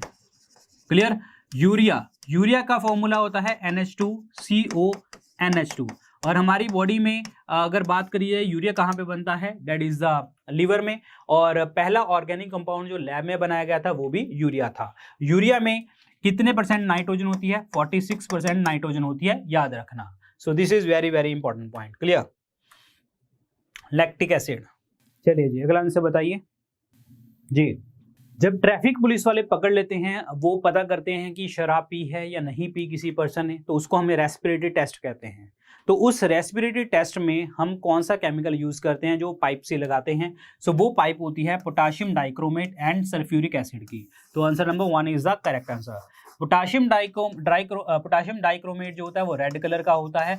जैसे ही वो हवा मारता है उसके अंतर्गत, क्लियर, तो वो हो जाता है आपका, दैट इज कलर चेंज हो जाता है, रेड आपका ग्रीन में कन्वर्ट हो जाता है। जितने लेवल का वो कलर चेंज होगा उतने लेवल की जो है उसने ड्रिंक कर रखी है। थोड़ी करी है तो थोड़ा कलर चेंज होगा, बहुत ज्यादा कर रखी है तो बहुत ज्यादा एक्सेसिवली कलर चेंज हो जाएगा, क्लियर। तो answer number A is the correct answer, clear. Breath analyser से हम करते हैं, answer number 1 is the correct one. ये देखिए जी, इस तरीके से ब्रेथ एनालाइजर, क्लियर हो गया आप लोगों को। चलिए answer number 1 is the correct one. अगला बताइए, इनमें से कौन सी जो चीज है, पेयर है, वो मैच करता है? Tetanus, BCG vaccine? नहीं, टेटनस गलत हो गया पहले तो, बाद में बात करेंगे क्या होता है ये। इसको राजक्षमा, टीबी की बात करें, ट्यूबरक्लोसिस की, एंटी ट्यूबरक्लोसिस जो आपका एंटी ट्यूबरक्लोसिस जो होता है ये, नहीं, एटीएस एंटी टेटनस होता है ये, क्लियर हो गया, तो ये भी नहीं बनेगा। मलेरिया क्लोरोकिनोन, ये आपका सही है, मलेरिया क्लोरोकिनोन आपकी मेडिसिन है। स्कर्वी थायमिन, ये गलत है। अब बात करेंगे बाकी चीजों के ऊपर, पहले हम डिस्कस करेंगे मलेरिया और क्लोरोकिनोन। क्लोरोकिनोन हम यूज करते हैं एज ए मेडिसिन मलेरिया को ट्रीट करने के लिए। मलेरिया जो होता है ये पहली बात तो पैरासिटिक डिजीज है आपकी, क्लियर। मलेरिया जो होता है वो आपका प्लाज्मोडियम फॉल्सीपेरम जो है पैरासाइट है, और फैलाने वाला मच्छर जो है वो आपका डेट इज फीमेल एनोफ्लीज मच्छर जो है इसको फैलाता है, क्लियर। और मलेरिया में आपके 2 सेल इफेक्ट होते हैं, एक तो आरबीसीज इफेक्ट होते हैं और एक लीवर इफेक्ट होता है। आरबीसीज और लीवर इफेक्ट होता है, answer number C is the correct one, clear हो गया आप लोगों को। दूसरी बात करते हैं यहाँ पे टेटनस और बीसीजी की। टेटनस को हम और क्या कहते हैं? लॉक जॉ, और इसका जो बैक्टीरिया होता है क्लोस्ट्रीडियम टेटनाई, जो इसको इफेक्ट करता है, नर्वस सिस्टम को पूरा ब्रेक, मतलब वो कर देता है, कंट्रोल में ले आता है। लॉक जो दांत आपके ऐसे दांत बंद ही रहते हैं। BCG is bacillus Calmette Guérin, bacillus Calmette Guérin, ये 2 लोग हैं, दैट इज कालमेट और ग्यूरिन, जिन्होंने जो है वैक्सीन बनाई थी, और एक इसके लिए टीबी के लिए, ट्यूबरक्लोसिस के लिए, क्लियर। टीबी के लिए वैक्सीन आपको बता दी, एटीएस जो है आपकी उसके लिए है, टेटनस के लिए है। स्कर्वी तो आपको मैंने बताया था विटामिन सी की कमी के कारण होता है, मसूड़ों में ब्लड निकलने लग जाता है, दांतों में ब्लड निकलने लग जाता है और मसूड़े सूज जाते हैं। थायमिन की अगर मैं बात करता हूं तो विटामिन B1 को कहते हैं, क्लियर, विटामिन B1 को। तो आंसर इसमें क्या बनेगा आपका? सी ऑप्शन बनेगा correct answer. Malaria is the right one, malaria. चलिए जी अगला आंसर बताइए। अगला बताइए, the tree whose leaves are used as henna. Henna का मतलब यहाँ पे पता क्या है? हीना का मतलब वो है ये जो वो लगाते हैं, आई मीन ये मेहंदी, ठीक है, मेहंदी जो लगाते हैं, हीना मेहंदी, वो वाली यूज कर रहे हैं ये बात, ठीक है। तो हीना मेहंदी की बात चल रही है यहाँ पे। The trees whose leaves are used as henna, तो ये कौन से होते हैं? तो मैं आपको दिखाता हूँ। So medical plants henna, so this is called lawsonia. Lawsonia is the correct answer. तो आंसर इसमें क्या बनेगा? डी ऑप्शन बनेगा correct answer, D option, clear. D option is the right one, very very important, clear हो गया आप लोगों को। अगर यहाँ पे मैं लिखूं फाइकस बेंगोलिनेसिस, ये क्या है? ये आपका है बरगद का पेड़, बैनियन ट्री, जो हमारा राष्ट्रीय ट्री है, नेशनल ट्री, राष्ट्रीय हमारा पेड़ है। अगर मैं बात करता हूं फाइकस रेलिजियोसा, ये क्या है? ये पीपल ट्री का जो है नाम है, ये ध्यान रखना। फाइकस बेंगोलिनेसिस तो बैनियन ट्री का नाम है, बरगद के पेड़ का। तो answer number D is the right one, answer number D. अगला बताइए जी, एयरबॉर्न डिजीज इनमें से कौन सी है जो हवा से फैलती हैं? SARS, severe acute respiratory syndrome, जैसे अभी कोविड की बात करते हैं, वो सार्स ही एक तरह का, ठीक है। तो एयरबॉर्न तो है, हवा में है। स्वाइन फ्लू बिल्कुल है, that is H1N1 virus, clear. Pneumonia भी फैलता है, डिप्लोकोकस निमोनिया। तो इसका आंसर क्या बनेगा? 1 ऑप्शन बनेगा करेक्ट आंसर। बाकी देखते हैं, एड्स तो आपका सेक्सुअल कॉन्टैक्ट से HIV वायरस फैलता है, human immuno virus, acquired immuno deficiency syndrome इसको कहते हैं। और एड्स हम सेलिब्रेट करते हैं, आई मीन से दिन को मनाया जाता है 1 दिसंबर को। और एड्स की बात करें तो इसका टेस्ट होता है एलाइजा, एंजाइम लिंक्ड इम्यूनोसॉर्बेंट एसे, क्लियर, याद रखना। कॉलरा का बैक्टीरिया होता है vibrio cholera. Cold common cold है, डायबिटीज होता है अगर आपकी बॉडी में इंसुलिन का लेवल जो है आपका कम हो जाए, क्लियर, और शुगर हो जाएगी, दैट मीन्स ग्लूकोज जो है आपकी बॉडी में बढ़ जाएगा। अगर इंसुलिन का इंजेक्शन लेंगे तो ग्लूकोज ग्लाइकोजन में कन्वर्ट होता जाएगा। एनीमिया जो होता है वो आयरन की कमी होती है। Cancer, that is uncontrolled division of the cell, uncontrolled division of the cell, और uncontrolled mitosis is called cancer. Cancer की स्टडी को हम क्या कहते हैं, ऑन्कोलॉजी। और जो जीन्स रिस्पॉन्सिबल होती हैं कैंसर के लिए उनको हम क्या कहते हैं, ऑन्कोजीन्स। याद रखना ये चीजें। ग्वाइटर होता है अगर आप ग्वाइटर होता है थायरोक्सिन हार्मोन की कमी, थायरोक्सिन हार्मोन कम हो गया, ठीक है, और थायराइड ग्लैंड जो है फूल जाती है, थायराइड ग्लैंड इन्फ्लेम हो जाती है, जिसे हम क्या कहते हैं, ग्वाइटर कहा जाता है, घेंगा रोग जिसे हम कहते हैं। तो आंसर इसमें क्या बनेगा जी, A option. SARS, swine flu and pneumonia are the airborne. चलिए जी अगला आंसर बताइए। Percentage of plasma in human total blood is. देखिए जी, ब्लड की अगर हम बात करते हैं तो blood first of all it's a fluid connective tissue, तरल संयोजी ऊतक है जी। और ब्लड जो होता है 7.4 pH वैल्यू होती है, एल्कलाइन होता है ये। और इसमें क्या होता है, प्लाज्मा और सेल। प्लाज्मा जो होता है वो 55% होता है और सेल जो होते हैं 45% होते हैं। सेल्स में आपके आरबीसीज, डब्ल्यूबीसीज और जो है आपके प्लेटलेट्स वगैरह देखने को मिलते हैं। प्लाज्मा 55% वाटर होता है, जिसमें 90% जो है आपका वाटर का पार्ट होता है। और प्लाज्मा किसी भी चीज़ को ट्रांसपोर्ट करने में आपको मदद करते हैं। तो ऑब्वियसली बात है, अब फंक्शन मतलब कितना परसेंटेज हो गया, 55%, और फंक्शन आपको मैंने बता ही दिया, दैट इज ट्रांसपोर्टेशन का काम होता है ये। क्लियर हो गया आप लोगों को। Answer number C is the correct answer. Yes, answer number C बिल्कुल सही, answer number C is the right one. ये देख लीजिए, प्लाज्मा 55, 1% डब्ल्यूबीसीज होते हैं, प्लेटलेट्स। डब्ल्यूबीसीज मैंने आपको बता दिया था, इन्फेक्शन के अगेंस्ट लड़ते हैं, इम्यूनिटी बनाते हैं, और जो है इम्यूनिटी बनाते हैं, इन्फेक्शन के अगेंस्ट लड़ते हैं, एंटीबॉडीज प्रोडक्शन करते हैं। प्लेटलेट्स की अगर हम बात करें तो ब्लड क्लॉटिंग में आपको मदद करवाते हैं। आरबीसीज की बात करें, ऑक्सीजन ट्रांसपोर्टेशन करवाना इनका काम होता है। So these are very important point. चलिए जी अगला आंसर बताइए।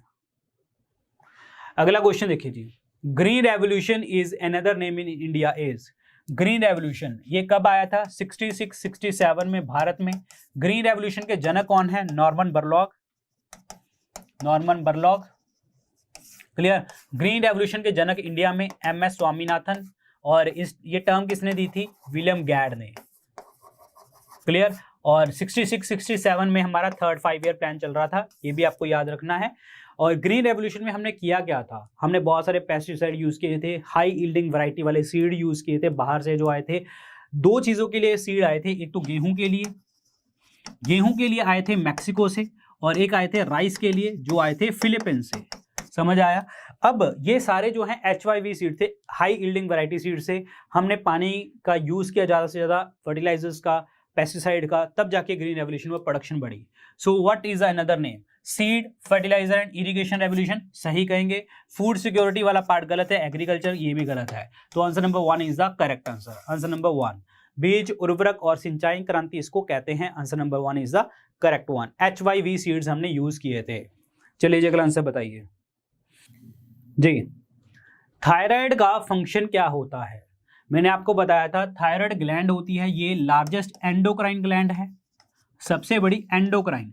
एंडोक्राइन ग्लैंड का मतलब ये होता है जो हार्मोन प्रोड्यूस करती है, और थायराइड ग्लैंड से निकलता है थायरोक्सिन। ये हमारी बॉडी की नॉर्मल मेटाबॉलिक एक्टिविटी को हेल्प करवाता है, मेटाबॉलिज्म में हेल्प करवाता है, ग्रोथ में हेल्प करवाता है, डेवलपमेंट में हेल्प करवाता है। क्लियर। देखते हैं क्या बनेगा। ब्लड प्रेशर को कंट्रोल करता है, गलत। ब्लड प्रेशर को कंट्रोल कौन करता है, एड्रेनालिन। हार्ट बीट को एकदम से बढ़ा देता है ये, ठीक है। 3F हार्मोन भी इसको कहते हैं, fight fear and flight hormone. Reproductive system को रेगुलेट करना, गलत। मेटाबॉलिक एक्टिविटी को, ये सही है। इम्यूनिटी को बढ़ाना, गलत। तो आपके WBC बनाते हैं वो। तो आंसर इसमें क्या बनेगा, C option. Metabolic control, growth और जो है आपकी डेवलपमेंट को करवाना, वो थायराइड का काम होता है। Answer number C is the right one. Growth में हेल्प करता है, डेवलपमेंट में, हार्ट बीट को बढ़ाता है, हार्ट कंसंट्रेशन को स्टिमुलेट करता है, प्रोटीन्स बनाने की हेल्प करता है, कोलेस्ट्रॉल वगैरह बनाने को खत्म करने में हेल्प करता है। So these are the functions of the thyroid gland. समझ आ रहा है आप लोगों को जी। अगला बताइए। The plant which contain flowers and seeds are called. ऐसे प्लांट बताइए जिनमें पौधे भी होंगे, सॉरी जिनमें फूल भी होंगे और बीज भी होंगे, उन्हें क्या कहेंगे? तो उनको कहा जाता है एंजियोस्पर्म्स। Angiosperms, clear. और जो सीड्स होते हैं वो ओवरी के अंतर्गत होते हैं, एंजियोस्पर्म्स उसको कहते हैं। जिम्नोस्पर्म्स जो होते हैं इनमें जो होते हैं सीड्स नहीं, नेकेड सीड्स होते हैं, नेकेड सीड्स, इनको हम नेकेड सीड्स के नाम से जानते हैं। नॉन फ्लावरिंग प्लांट इनको कहते हैं। एवरग्रीन होते हैं gymnosperms, evergreen, clear. So answer number D is the right one. Angiosperms जिनमें फ्लावर और सीड्स होते हैं, यस जी, डी ऑप्शन बनेगा correct answer. Angiosperm is the right one. ये देखिए एंजियोस्पर्म्स और जो है जिम्नोस्पर्म्स, यहाँ पे एक चीज मैं आपको बता देता हूँ। तो this is a male part जिसे हम स्टेमन कहते हैं। स्टेमन में दो चीजें इंक्लूड करते हैं हम, एंथर और फिलामेंट। और ये स्टिग्मा, स्टाइल, ओवरी, ये फीमेल पार्ट है जिनको मिला के हम कार्पल कहते हैं। क्लियर हो गया आप लोगों को। और ये सेपल होते हैं, ग्रीन वाले पार्ट। और ये जो होता है दैट इज जो यहाँ पे डंडी सी होती है दैट इज कॉल्ड रिसेप्टिकल। और ये पत्ते जो होते हैं उनको पेटल्स कहा जाता है। और ओव्यूल के ऊपर बिल्कुल स्टिग्मा के बिल्कुल नीचे ओव्यूल होता है, याद रखना। और मैंने आपको बताया था कि जो फ्रूट होता है वो क्या होता है? Fruit that is ripened ovary. Fruit is ripened ovary, ये याद रखना इंपॉर्टेंट है। क्लियर हो गया आप लोगों को। और यहाँ पे देखिए जी सीड को डिराइव फ्रॉम द, ये छोड़ो, बस इतना आपको पता होना चाहिए। जो एंजियोस्पर्म्स होते हैं उनमें आपका प्रॉपर तरीके से फ्लावरिंग प्लांट होते हैं, ओवरी के अंतर्गत जो है आपका सीड होता है। और ये जिम्नोस्पर्म्स नेकेड होते हैं। ब्लैक फीवर जिसे आप काला एजर भी कह देते हैं, यस, ब्लैक और काला अजर, ठीक है, ब्लैक फीवर और काला अजर। और इसको और क्या कह देते हैं? Visceral leishmaniasis.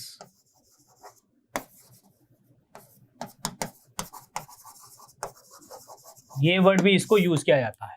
So now is black fever is transmitted through, किससे? डोमेस्टिक फ्लाई बाइट, सीसी fly bite, sandy fly bite, dragonfly bite.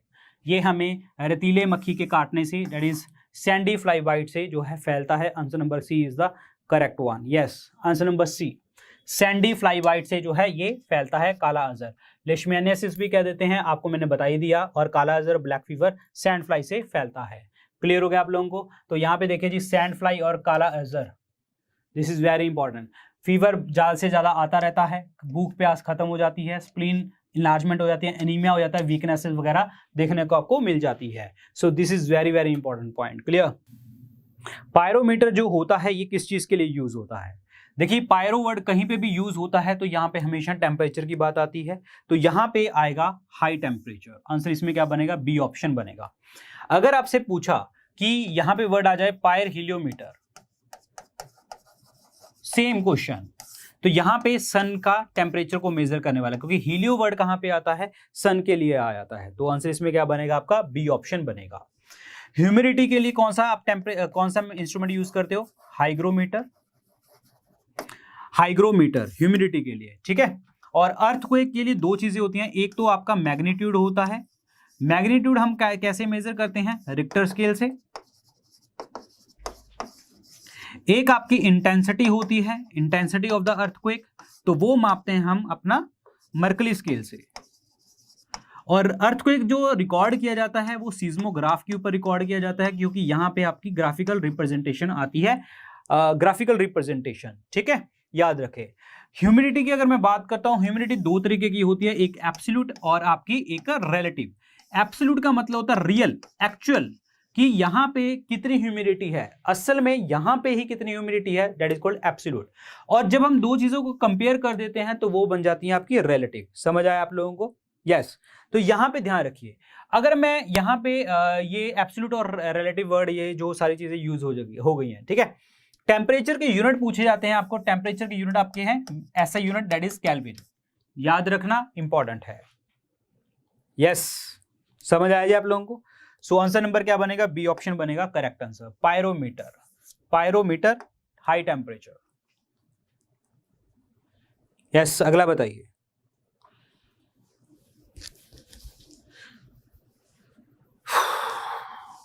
Ji, frogs are cold blooded animals, ये स्टेटमेंट सही है, गलत है, क्या है? Cold blooded animals, what is this? Yes, this statement is true, क्योंकि जब कोल्ड ब्लडेड एनिमल्स होते हैं जैसे फ्रॉग, तो ये हाइबरनेशन में चले जाते हैं।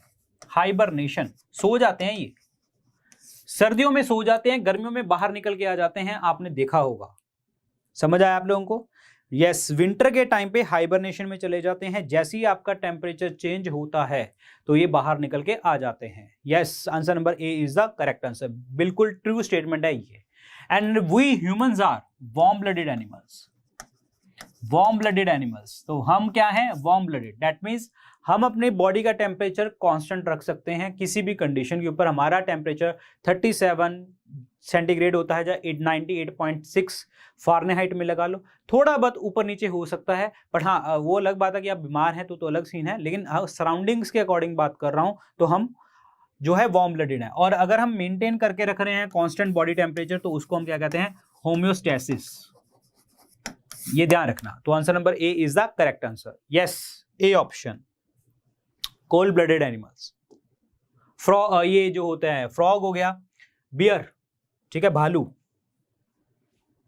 चलिए अगला आंसर बताइए। The major food fuel during exercise of long duration is, ये जो एक्सरसाइज लोग करते हैं उनको पता होगा बहुत सारी चीजें, but this is basic, actually this is A basic question. जब भी आप जब लॉन्ग ड्यूरेशन की आपने एक्सरसाइज करनी होती है तो आपको कार्ब्स खाने बहुत बहुत बहुत जरूरी होते हैं, ठीक है। सो इसीलिए जो डाइट वगैरह फॉलो करते हैं ये जो जिम वगैरह वाले, तो लोग उसमें कार्ब्स का इनटेक होता है, ठीक है। तभी आपने देखा होगा जो है आपका जब एक्सरसाइज करने से पहले वो कुछ कार्ब्स का कुछ लेके जाते हैं। रीजन क्या होता है? कार्ब्स मतलब कार्बोहाइड्रेट, क्लियर। उसका रीजन क्या होता है? क्योंकि कार्बोहाइड्रेट, अगर हम बात करें हमारी बॉडी में 50% ऑफ एनर्जी जो आती है वो सबसे ज्यादा कहां से आती है? कार्बोहाइड्रेट से आती है। और कार्बोहाइड्रेट किस फॉर्म में खाते हैं हम? शुगर की फॉर्म में। ऐसा नहीं कि चीनी खा के चले जाओ, ऐसा नहीं होता। ग्लूकोज पीते हैं लोग, ठीक है। सो what is this? This is a carbohydrate, glucose is a carbohydrate. तो आंसर इसमें क्या बनेगा? सी ऑप्शन बनेगा, right one. Yes, carbohydrate is the correct answer, sugar की फॉर्म में होते हैं। अगर आपसे पूछा कि आप कहेंगे कि चलो एक ग्राम कार्बोहाइड्रेट से कितनी एनर्जी मिलती है हमें? 4.2 कैलोरीज मिलती हैं, ये ध्यान रखना। प्रोटीन और फैट किस में काम आते हैं? प्रोटीन जो होता है ये हमारे टिश्यू रिपेयर में हेल्प करते हैं। जब आप, ऑब्वियसली बात है, मसल एक्सरसाइज आप करते हैं तो टिश्यू ब्रेक होते हैं, तो उसको रिपेयर करने में आपको हेल्प कौन करवाता है? प्रोटीन हेल्प करता है। This is important. प्रोटीन किसके बने होते हैं? अमीनो एसिड के। कार्बन, हाइड्रोजन, ऑक्सीजन और nitrogen is the part of protein. Nitrogen is the essential part of the protein. This is very very important point. Clear हो गया आप लोगों को? यस। फैट की बात करते हैं तो फैट नो डाउट की एनर्जी देता है, क्योंकि 1 ग्राम से हमें 9.3 कैलोरी मिलती है, और प्रोटीन से 1 ग्राम से हमें मिलती है 5.565 कैलोरीज मिलती हैं। बट इसका मतलब ये नहीं है कि हम इसको एनर्जी पर्पस के लिए यूज करते हैं। फैट हमारी बॉडी के अंतर्गत जो है हीट जो होती है, हमारी बॉडी हीट को बना के रखती है, पर इसका मतलब ये नहीं कि आप कुछ भी खाई जाओ। हमारे बॉडी में जो फैट होती है, गुड फैट आपको खानी चाहिए, और वो गुड फैट कौन सी होती है? हमारी poly unsaturated fatty acid. Poly unsaturated fatty acid हमें खाना चाहिए। सो this is very important point, clear, ये याद रखना। आंसर नंबर क्या बनेगा? सी ऑप्शन बनेगा, right answer. So this is the carbohydrate, fats and proteins, ये पता होना चाहिए। चलिए जी अगला आंसर बताइए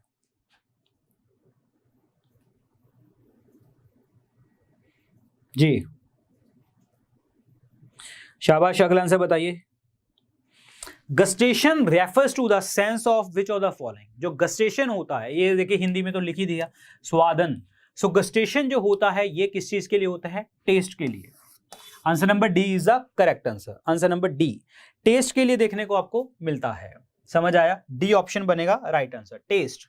सो मैं यहां पे आपको बता देता हूं, और ये जो है गस्टेशन का है पार्ट, दैट इज आपका टेस्ट के लिए है, और ये आपकी जो है नर्व होती है ट्राइजेमिनल, क्लियर। ऑल्फैक्शन जो होता है सूंघने के लिए, किसी चीज को स्मेल करने के लिए होता है। और एक चीज आपको और बता दूं कि जो हमारा कान होता है, कान और जो हमारा फेरिंग्स होता है, कान और फेरिंग्स एक ट्यूब के साथ जुड़ा होता है, जिसे आप क्या कहते हैं? जुस्टेशियन ट्यूब। और कान के अंदर एक सबसे छोटी बोन होती है, दैट इज स्टेप्स।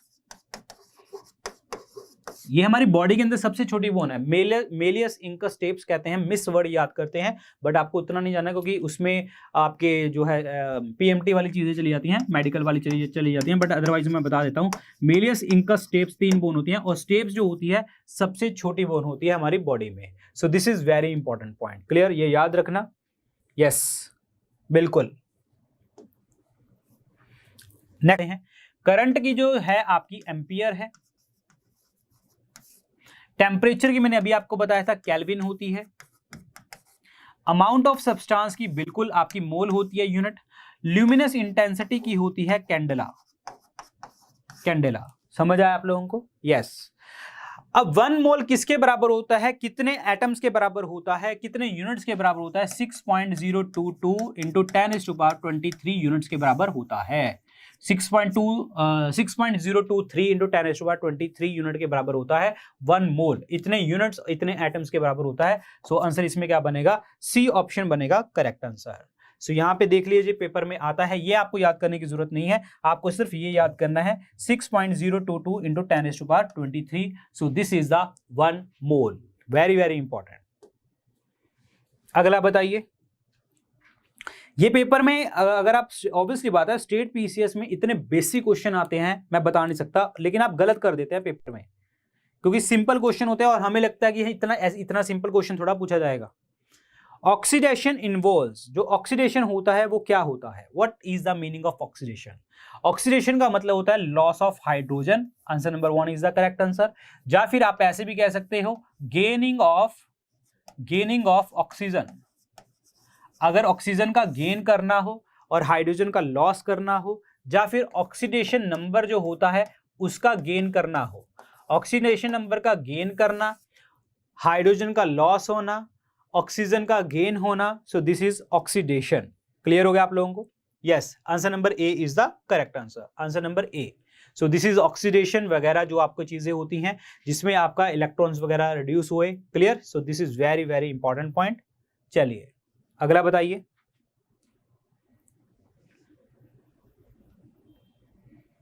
शाबाश। इनमें से सेक्सुअली ट्रांसमिटेड डिजीज कौन सी नहीं है? सेक्सुअली ट्रांसमिटेड, सेक्सुअली ट्रांसमिटेड कौन सी डिजीज नहीं है? तो यहां पे सिफिलिस की अगर मैं बात करता हूं तो ये जो होती है ये तो बैक्टीरियल डिजीज है। ट्रेपोनीमा पैलिडम के कारण जो है ये फैलती है। ट्रेपोनीमा पैलिडम के कारण ये फैलती है, तो this is A bacterial disease, तो ये तो नहीं बनी। समझ आया आप लोगों को? दूसरी है gonorrhoea. So gonorrhoea B is also the bacterial disease, bacteria के कारण होती है और ये होती है आपकी निसीरिया गोनेरिया। निसीरिया गोनेरिया के कारण होती है। Scurvy is not the sexually transmitted disease. Scurvy जो होती है ये विटामिन सी की कमी से होती है। विटामिन सी को हम और क्या कह देते हैं? एस्कॉर्बिक एसिड कह देते हैं। विटामिन सी सिर्फ और सिर्फ प्लांट फूड से हमें मिलता है, नो एनिमल, मतलब एनिमल से नहीं मिलता हमें। अगर हमारी बॉडी में मतलब खाना बनाते टाइम पे सबसे ज्यादा विटामिन का लॉस होता है, लेकिन सबसे ज्यादा विटामिन सी का लॉस होता है क्योंकि वाटर सोल्युबल है। याद रखें, इंपॉर्टेंट है। अगर स्कर्वी हो जाती है यानी कि एस्कॉर्बिक एसिड या विटामिन सी की कमी हो जाए तो हमारी जो गम्स होती है ना, गम्स जो मसूड़े होते हैं उसमें ब्लड निकलने लग जाता है। याद रखिए। Hepatitis B, so this is the liver की इन्फ्लामेशन, एंड लीवर की इन्फ्लामेशन है यहाँ पे और ये वायरल डिजीज होती है, वायरस होती है। तो यहाँ पे सेक्सुअल ट्रांसमिटेड डिजीज कौन सी नहीं है? Answer number C. बाकी सारी सेक्सुअल ट्रांसमिटेड डिजीज हैं और ये जो है आपकी ये बाकी स्कर्वी जो है ये डेफिशिएंसी डिजीज होती है। आंसर नंबर सी। स्कर्वी में होता क्या है? दांतों को नुकसान पहुंचता है, स्किन येलो होने लग जाती है, आईज के अंदर की तरफ जाने लग जाती है, मतलब अंदर की तरफ होने लग जाती हैं। चलिए जी अगला आंसर बताइए।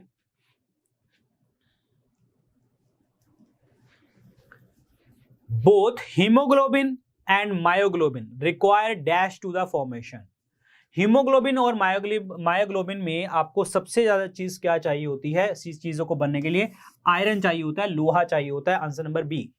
हीमोग्लोबिन जो है ये ब्लड का पार्ट है, ब्लड में होते हैं आपके आरबीसीज और आरबीसीज के अंदर होता है आपका हीमोग्लोबिन।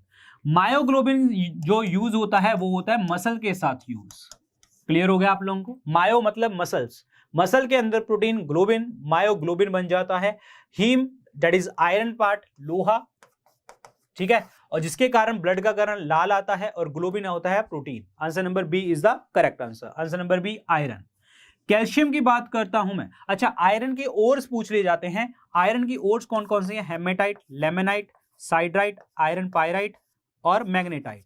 आयरन पायराइट होता है FeS2, जिसे हम क्या कहते हैं, जिसे हम कहते हैं फूल्स गोल्ड। आयरन की कौन सी वैरायटी है जो सबसे ज्यादा शुद्ध होती है? सबसे ज्यादा शुद्ध pure iron, that is wrought iron. Wrought iron is the purest one.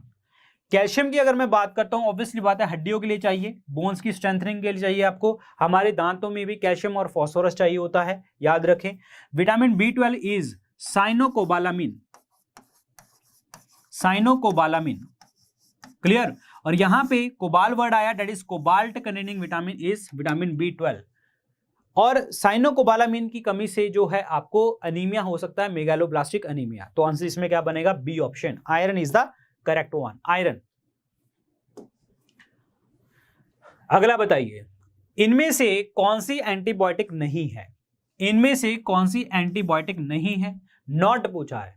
Antibiotic क्या करते हैं? जो माइक्रो ऑर्गेनिज्म होते हैं उनकी ग्रोथ को कम कर देते हैं, और एंटीबायोटिक ग्रोथ को कम कर देते हैं माइक्रो ऑर्गेनिज्म की, क्लियर। सबसे पहला एंटीबायोटिक जो बना था वो पेनिसिलिन बना था, और पेनिसिलिन बनाया था अलेक्जेंडर फ्लेमिंग ने। कहां से बनाया था? फंगस से बनाया था, clear, that is Penicillium notatum. Penicillium notatum से बनाया गया था, ये भी आपको याद रखना है। सो इनमें से एंटीबायोटिक कौन सा नहीं है? एरिथ्रोमाइसिन ये एंटीबायोटिक है, ऑक्सीटोसिन ये एंटीबायोटिक नहीं है, penicillin is antibiotic, tetracycline is antibiotic. So कौन सा आपका एंटीबायोटिक नहीं है? ऑक्सीटोसिन। ऑक्सीटोसिन जो है इसको आप कडल हार्मोन भी कह देते हैं, इसको आप लव हार्मोन भी कह देते हैं। So this is very very important question, clear. और फीमेल्स के अंतर्गत ये जो है ओव्यूलेशन में हेल्प करता है, फीमेल के अंतर्गत ये हार्मोन है एक्चुअली। क्लियर हो गया आप लोगों को? यस, बिल्कुल बिल्कुल। और जो ऑक्सीटोसिन होता है जब बच्चा पैदा होना होता है तो यूट्रस जिसे आप वॉर्म कहते हैं, यूट्रस जिसे आप वॉर्म कहते हैं जहां पे बच्चा होता है, इसकी कॉन्ट्रैक्शन करवाने में हेल्प कौन करवाता है? That is oxytocin. समझ आया आप लोगों को? जी, आंसर नंबर क्या बनेगा? बी ऑप्शन बनेगा राइट आंसर, ऑक्सीटोसिन। अगला बताइए, इकोलॉजिकल पिरामिड जो टर्म है ये किसने इंट्रोड्यूस करी थी? पिरामिड किसी भी शेप का हो सकता है, वो ऐसे भी हो सकता है, वो ऐसे भी हो सकता है, ये है पिरामिड।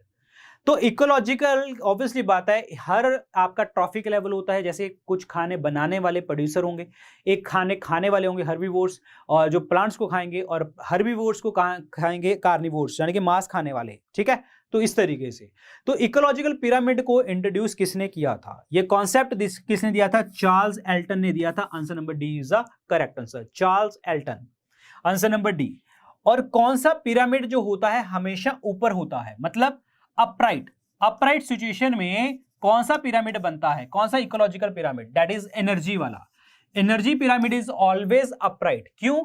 क्योंकि जब भी हम बात करते हैं आपका एनर्जी जो ट्रांसफर होता है एक लेवल से दूसरी लेवल के ऊपर, वो हमेशा 10% होता है। अगर मैं कहूं कि यहाँ पे 1000 ग्राम एनर्जी है तो यहाँ पे 100 रह जाएगी, यहाँ पे 10 रह जाएगी, यहाँ पे 1 रह जाएगी, इस तरीके से 10% जाएगी। तो इस 10% लॉ का जो कॉन्सेप्ट है ये किसने दिया था कि 10% एनर्जी जो है जाती है? सो ये दिया था लिंडमैन ने। लिंडमैन ने ये कॉन्सेप्ट हमें दिया था, लिंडमैन ने कॉन्सेप्ट दिया था। और दूसरी बात यहां पे ये आ गई, ये ट्रॉफी लेवल जो एनर्जी वाला है वो हमेशा अपराइट रहेगा। क्लियर होना चाहिए आपके दिमाग में, समझ आया? और यहां पे लिखा हुआ है चार्ल्स डार्विन। डार्विन का जो कॉन्सेप्ट है, डार्विन ने कौन सी आपकी जो है कॉन्सेप्ट दिया था? Theory of natural selection. Natural selection की थ्योरी जो है इन्होंने बताई थी। यस, आंसर नंबर क्या बनेगा जी आपका? डी ऑप्शन बनेगा correct answer, answer number D, Charles Elton is the correct answer. ये देखिए जी, एनर्जी आपकी 10% एनर्जी का कॉन्सेप्ट जो आपका है, दैट इज 10% एनर्जी का कॉन्सेप्ट है ये। और एनर्जी जो पिरामिड होता है हमेशा अपराइट सिचुएशन में देखने को मिलेगा। अगला बताइए, the phenomena of bouncing back of the light. Bouncing back का मतलब यहां से टकराई और वापस चली गई, फिर यहां से टकराई फिर वापस, तो मतलब this is called bouncing back, and this is normal the reflection. Reflection of light is called bouncing back of the light. Answer इसमें सिंपल सा क्वेश्चन है, बी ऑप्शन बनेगा राइट आंसर, बी ऑप्शन। लेकिन बाकी phenomena is very very important. कैसे? Interference of light, जो मैंने आपको बताया था कि जहां पे आपकी लाइट जो होती है वो सुपर इंपोज करती है एक दूसरे के ऊपर। इंटरफेरेंस जो हमने बात करी थी कि आपका सोप के ऊपर, आपको बताया था कि अगर सोप सॉल्यूशन जो है वो कलर बन जाता है, कलर्ड, तो वो रीजन क्या होता है आपका? इंटरफेरेंस। अगर आपसे पूछा कि सोप सॉल्यूशन जो है वो शाइन कर रहा है, हमेशा शाइनिंग के ऊपर बात आती है टोटल इंटरनल रिफ्लेक्शन की। ये कॉन्सेप्ट ध्यान रखना, दोनों की दोनों चीजें पूछी जाती हैं पेपर में, समझ आया? टोटल इंटरनल रिफ्लेक्शन जो शाइन का आया तो ये पूछेंगे, और कलर का पूछा तो आपका बन जाएगा soap solution. This is very important. और रिफ्रैक्शन की अगर हम बात करते हैं तो लाइट बेंड होना, this is called bending of light. Bending of light का कॉन्सेप्ट, जैसे अगर मैं बात करूं एक पानी का गिलास है, उसमें सिक्का डाल दिया, सिक्का आपको ऊपर उठा दिखाई देगा, that is bending of light. एक उसके अंदर जैसे फिश लगा लो, फिश जो है पॉन्ड में है तो आपको लगेगा कि ऊपर है, जैसे आप हाथ मारोगे तो आपको नहीं हाथ में आएगी, क्यों? क्योंकि शिप जो है बहुत ज्यादा नीचे चली जाती है, तो that is called refraction of light. Scattering की अगर मैं बात करता हूं, स्कैटरिंग होता है सिंगल कलर का फिनोमिना। जैसे आपका द ओशन कलर जो है वो ब्लू है, स्काई कलर इज ब्लू, तो वो होता है स्कैटरिंग ऑफ लाइट का फिनोमिना। तो इस क्वेश्चन का जो आंसर बनेगा वो बनेगा B option, reflection is the correct answer. Yes, B option. Clear? चलिए अगर आप बताइए, बाइल जूस जो है आपका ये कहां से आता है और करता क्या है ये भी बताइए। बाइल जूस जिसे आप पितरस कहते हैं वो निकलता है लीवर से। Answer number D. ये करता क्या है? बाइल जूस लीवर से जैसे ही निकलता है तो ये क्या करता है? फैट की डाइजेशन। फैट्स की डाइजेशन का मतलब क्या होता है कि फैट्स को पहले घोल लेता है और छोटे छोटे हिस्सों में तोड़ता है। उस प्रोसेस को हम क्या कहते हैं? इमल्सिफिकेशन, दैट इज पायसीकरण। वसा का पायसीकरण करता है कौन? दैट इज आपका बाइल जूस। और ये लीवर से निकलता है। अगर आपके बॉडी से एक्स्ट्रा बाइल जूस निकल आए, जो एक्स्ट्रा बाइल जूस होगा वो कहां पे स्टोर होगा?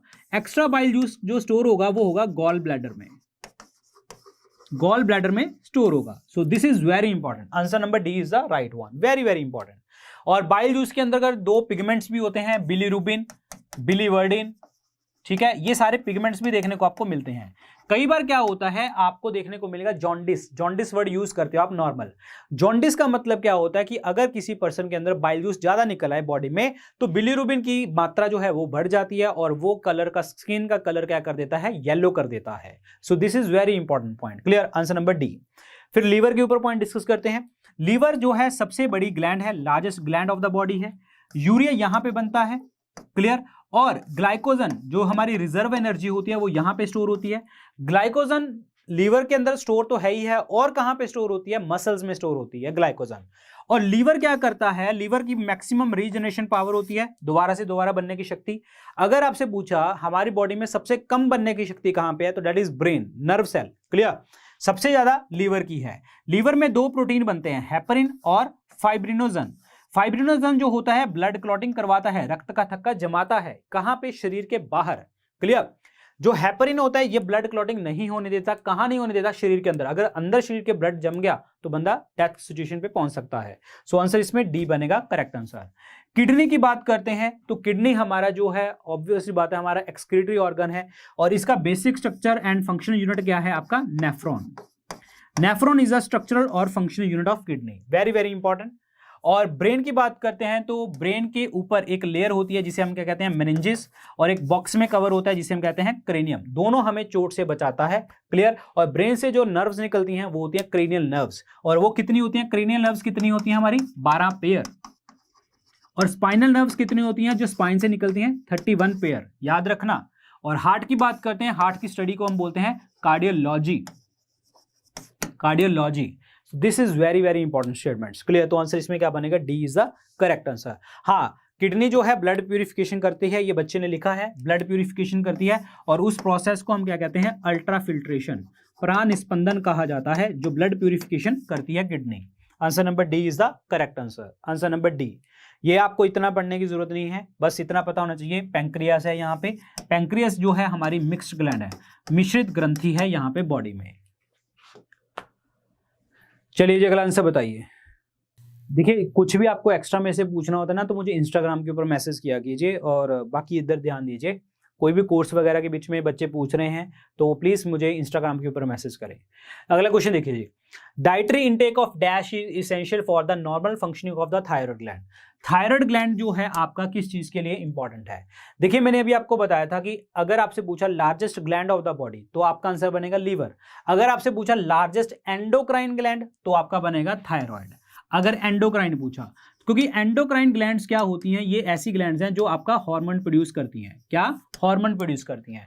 थायराइड ग्लैंड से निकलता है आपका थायरोक्सिन हार्मोन, और ये थायरोक्सिन हार्मोन जो है आपकी हार्ट बीट वगैरह को रेगुलेट करने में भी हेल्प करता है, बाकी बॉडी फंक्शन में हेल्प करता है।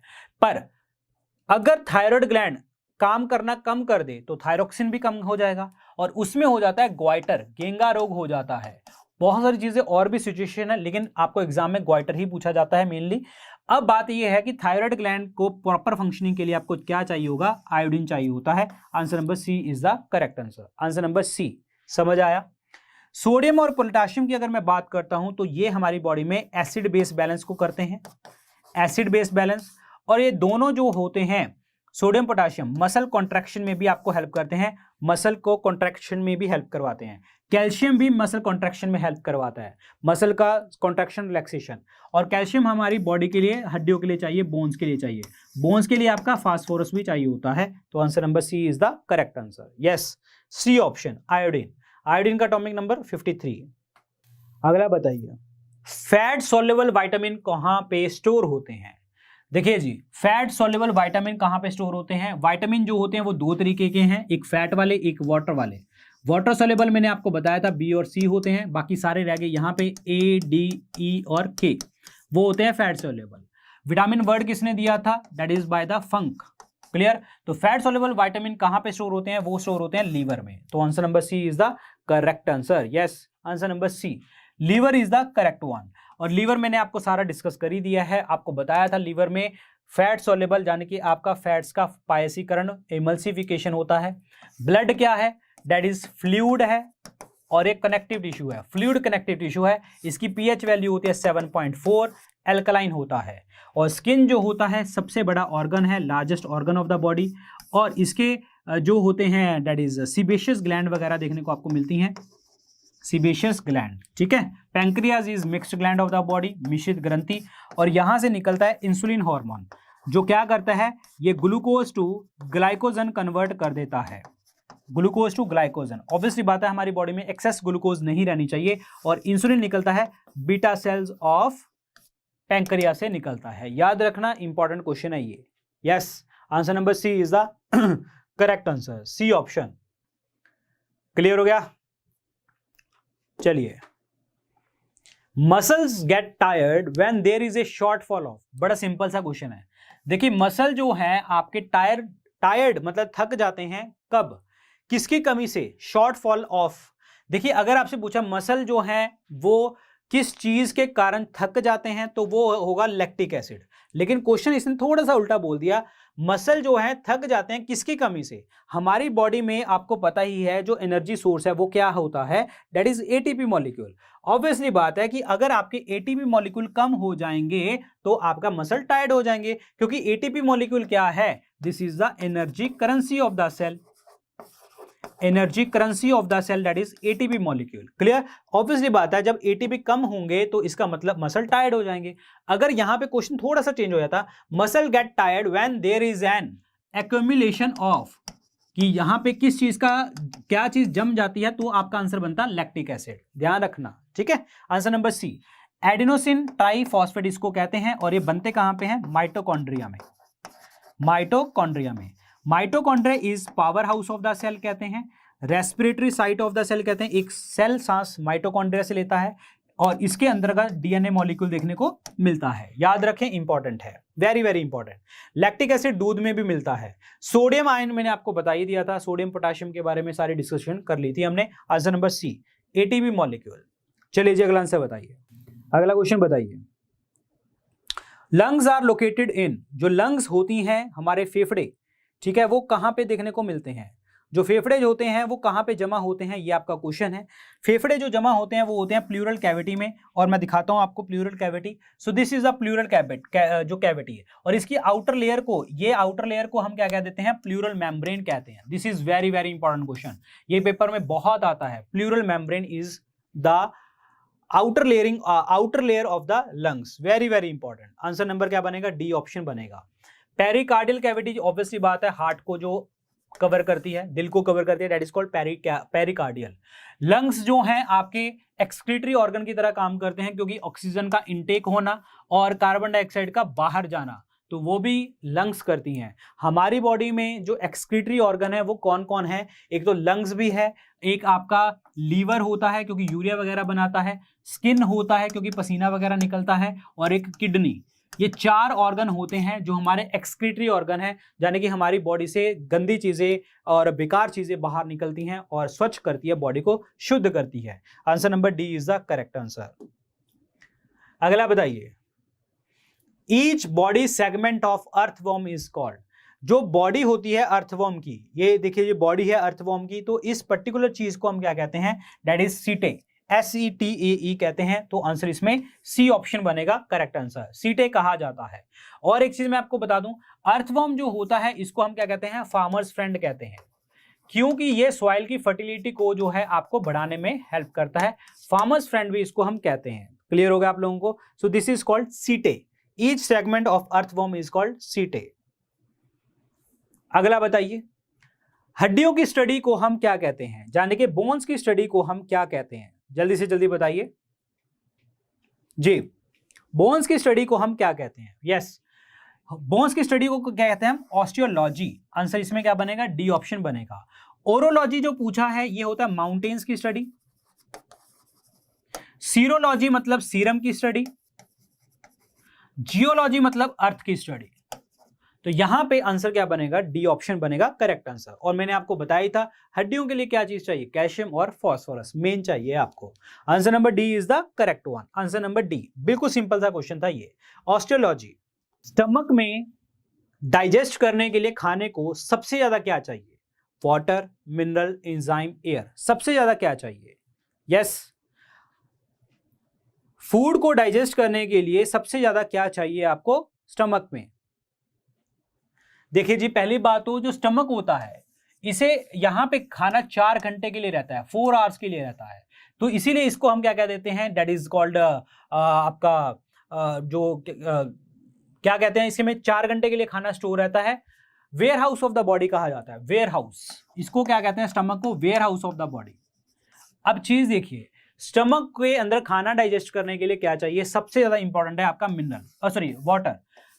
पानी नहीं होगा कुछ भी नहीं होगा, पानी होगा तो चीजें घुलेंगी टूटेंगी, तो हमेशा आपको वाटर चाहिए होगा सबसे ज्यादा। समझ आया आप लोगों को? ए ऑप्शन बनेगा करेक्ट आंसर, वाटर। लेकिन एक चीज मैं आपको और बता दूं, बहुत सारी चीजें और भी होती हैं स्टमक में, वो क्या क्या चीजें होती हैं वो मैं आपको बताता हूं। देखिए, स्टमक के अंतर्गत 3 चीजें होती हैं, वो क्या, एक होता है आपका गैस्ट्रिक ग्लैंड, जिसमें से निकलता है गैस्ट्रिक जूस, और उस गैस्ट्रिक जूस में 2 एंजाइम होते हैं, एक होता है पेप्सिन और एक होता है रेनिन एंजाइम। ये दोनों जो होते हैं ये प्रोटीन की डाइजेशन करते हैं, प्रोटीन को डाइजेस्ट करवाते हैं ये। लेकिन इनमें से इंपॉर्टेंट एक एंजाइम है रेनिन। ये क्या करता है, ये दूध में मिली प्रोटीन जिसे हम कहते हैं कैसीन, दूध में मिली प्रोटीन होती है कैसीन, और इसको क्या कर देता है, कैसिनोजन में कन्वर्ट कर देता है, यानी कि दूध के अंदर प्रोटीन को खाने में रेनिन एंजाइम आपकी हेल्प करता है। स्टमक में दूसरी चीज होती है आपकी ऑक्सिंटिक सेल्स, यहां से निकलता है आपका HCl। ये क्या करता है, हमारी बॉडी के मीडियम को एसिडिक बनाता है, जिससे ये काम जो है ये एंजाइम काम करना लग जाए, और प्लस डाइजेशन में आपको हेल्प करवाता है। डाइजेशन में एक होता है म्यूकस मेम्ब्रेन, लिक्विड पार्ट होता है mucous membrane, clear. Epithelial cell होते हैं यहाँ पे, एक्चुअली एपिथेलियल सेल जो कि आपका म्यूकस निकालते हैं, म्यूकस थोड़ा सा गीला पार्ट, चिप जिसे हम कहते हैं, ठीक है। वो क्या करता है, वो चिप जो होती है वो लिक्विड होता है, और वो HCl को न्यूट्रलाइज करके रखता है कि इसकी एसिडिटी ज्यादा ना बढ़ जाए। सो this is why water is necessary for the digestion. Clear हो गया आप लोगों को? तो ये सारी चीजें आपको पता होनी चाहिए। आपसे ये भी पूछा कि HCl हमारी बॉडी में कहाँ निकलता है, तो स्टमक में, और कहाँ से, ऑक्जेंटिक सेल से। दो प्रोटीन मैंने आपको बता दिए। ये भी क्वेश्चन पेपर में बहुत आता है कि दूध में प्रोटीन कौन सी होती है, कैसीन होती है। ये भी पेपर में बहुत बार आता है। चलिए अगले क्वेश्चन की तरफ। आयोडीन की डेफिशिएंसी से कौन सा रोग हो जाता है, ये अभी डिस्कस किया था हमने, तो दैट इज ग्वाइटर, गेंगा रोग। और थायराइड ग्लैंड से निकलता है थायरोक्सिन हार्मोन, सब चीजें इसके साथ जुड़ी हुई हैं। आंसर नंबर सी। रिकेट्स की अगर मैं बात करता हूं तो विटामिन डी की कमी से होता है, और ये बच्चों में होता है रिकेट्स, और बड़ों में क्या हो जाता है विटामिन डी की कमी से, ऑस्टियोमलेशिया। ऑब्वियसली बात है, हड्डियां मजबूत नहीं रहती, कमजोर हो जाती हैं। विटामिन डी जो होता है इसे हम क्या कहते हैं, calciferol. Calciferol the calcium containing vitamin, clear, calcium containing vitamin, और इसको हम सनशाइन विटामिन भी कहते हैं, सनशाइन विटामिन। स्कर्वी डिस्कस कर लिया, विटामिन सी, एस्कॉर्बिक एसिड, और जो है जो ब्लीडिंग फ्रॉम द गम्स, सब कुछ निकलेगा, ऑलरेडी डिस्कस कर चुके हैं।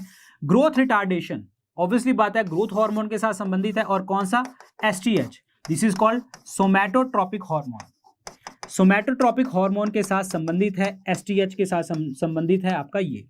और सोमैटोट्रोपिक हार्मोन अगर बॉडी में ज्यादा निकल आए तो जिजेंटिज्म हो जाएगा, यानी कि हाइट बढ़ जाएगी। अगर कमी हो जाए तो ड्वार्फिज्म हो जाएगा। अगर हाइट भी बढ़ रही है प्लस चिन्ह भी बाहर को आ रही है, चिन्ह भी आगे आ रही है, जैसे खली है, तो उसमें है एक्रोमेगैली।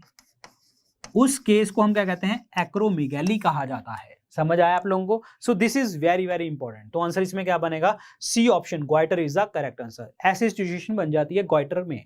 समझ आया आप लोगों को? सो गाइस, मुझे लगता है आप लोगों को बहुत मजा आया होगा। अगर आपको क्लास अच्छी लगी है तो लाइक और शेयर कर दीजिए। बाकी जितने भी अपडेट्स हैं आपको YouTube पे मिलते रहेंगे, और प्लस हमारे सोशल मीडिया हैंडल्स के ऊपर। लेकिन उनको बताने से पहले मैं आपको बताऊंगा कि अगर आप जनरल स्टडीज की तैयारी कर रहे हैं और आप कहीं ना कहीं लैग कर रहे हैं, तो आप मेरे 2 पेड कोर्सेज हैं, जो भी आपको अच्छा लगे आप परचेज कर सकते हैं, जिस तरीके की आपकी प्रॉब्लम है। क्लियर? तो जैसे कि अगेन बताऊं मैं आपको, जनरल अवेयरनेस का सिलेक्शन बैच, ये हमारा एक थियोरी बैच है, जिसमें हम एक टॉपिक को डिटेल में डिस्कशन करते हैं, प्रॉपर तरीके से chapter wise, topic wise proper discussion यहां पे करी जाती है। तो यहां पे इस बैच में आपको एक कोड डालना है VIP, तो आपको एक कोर्स जस्ट 1500 रुपीज में मिल जाएगा।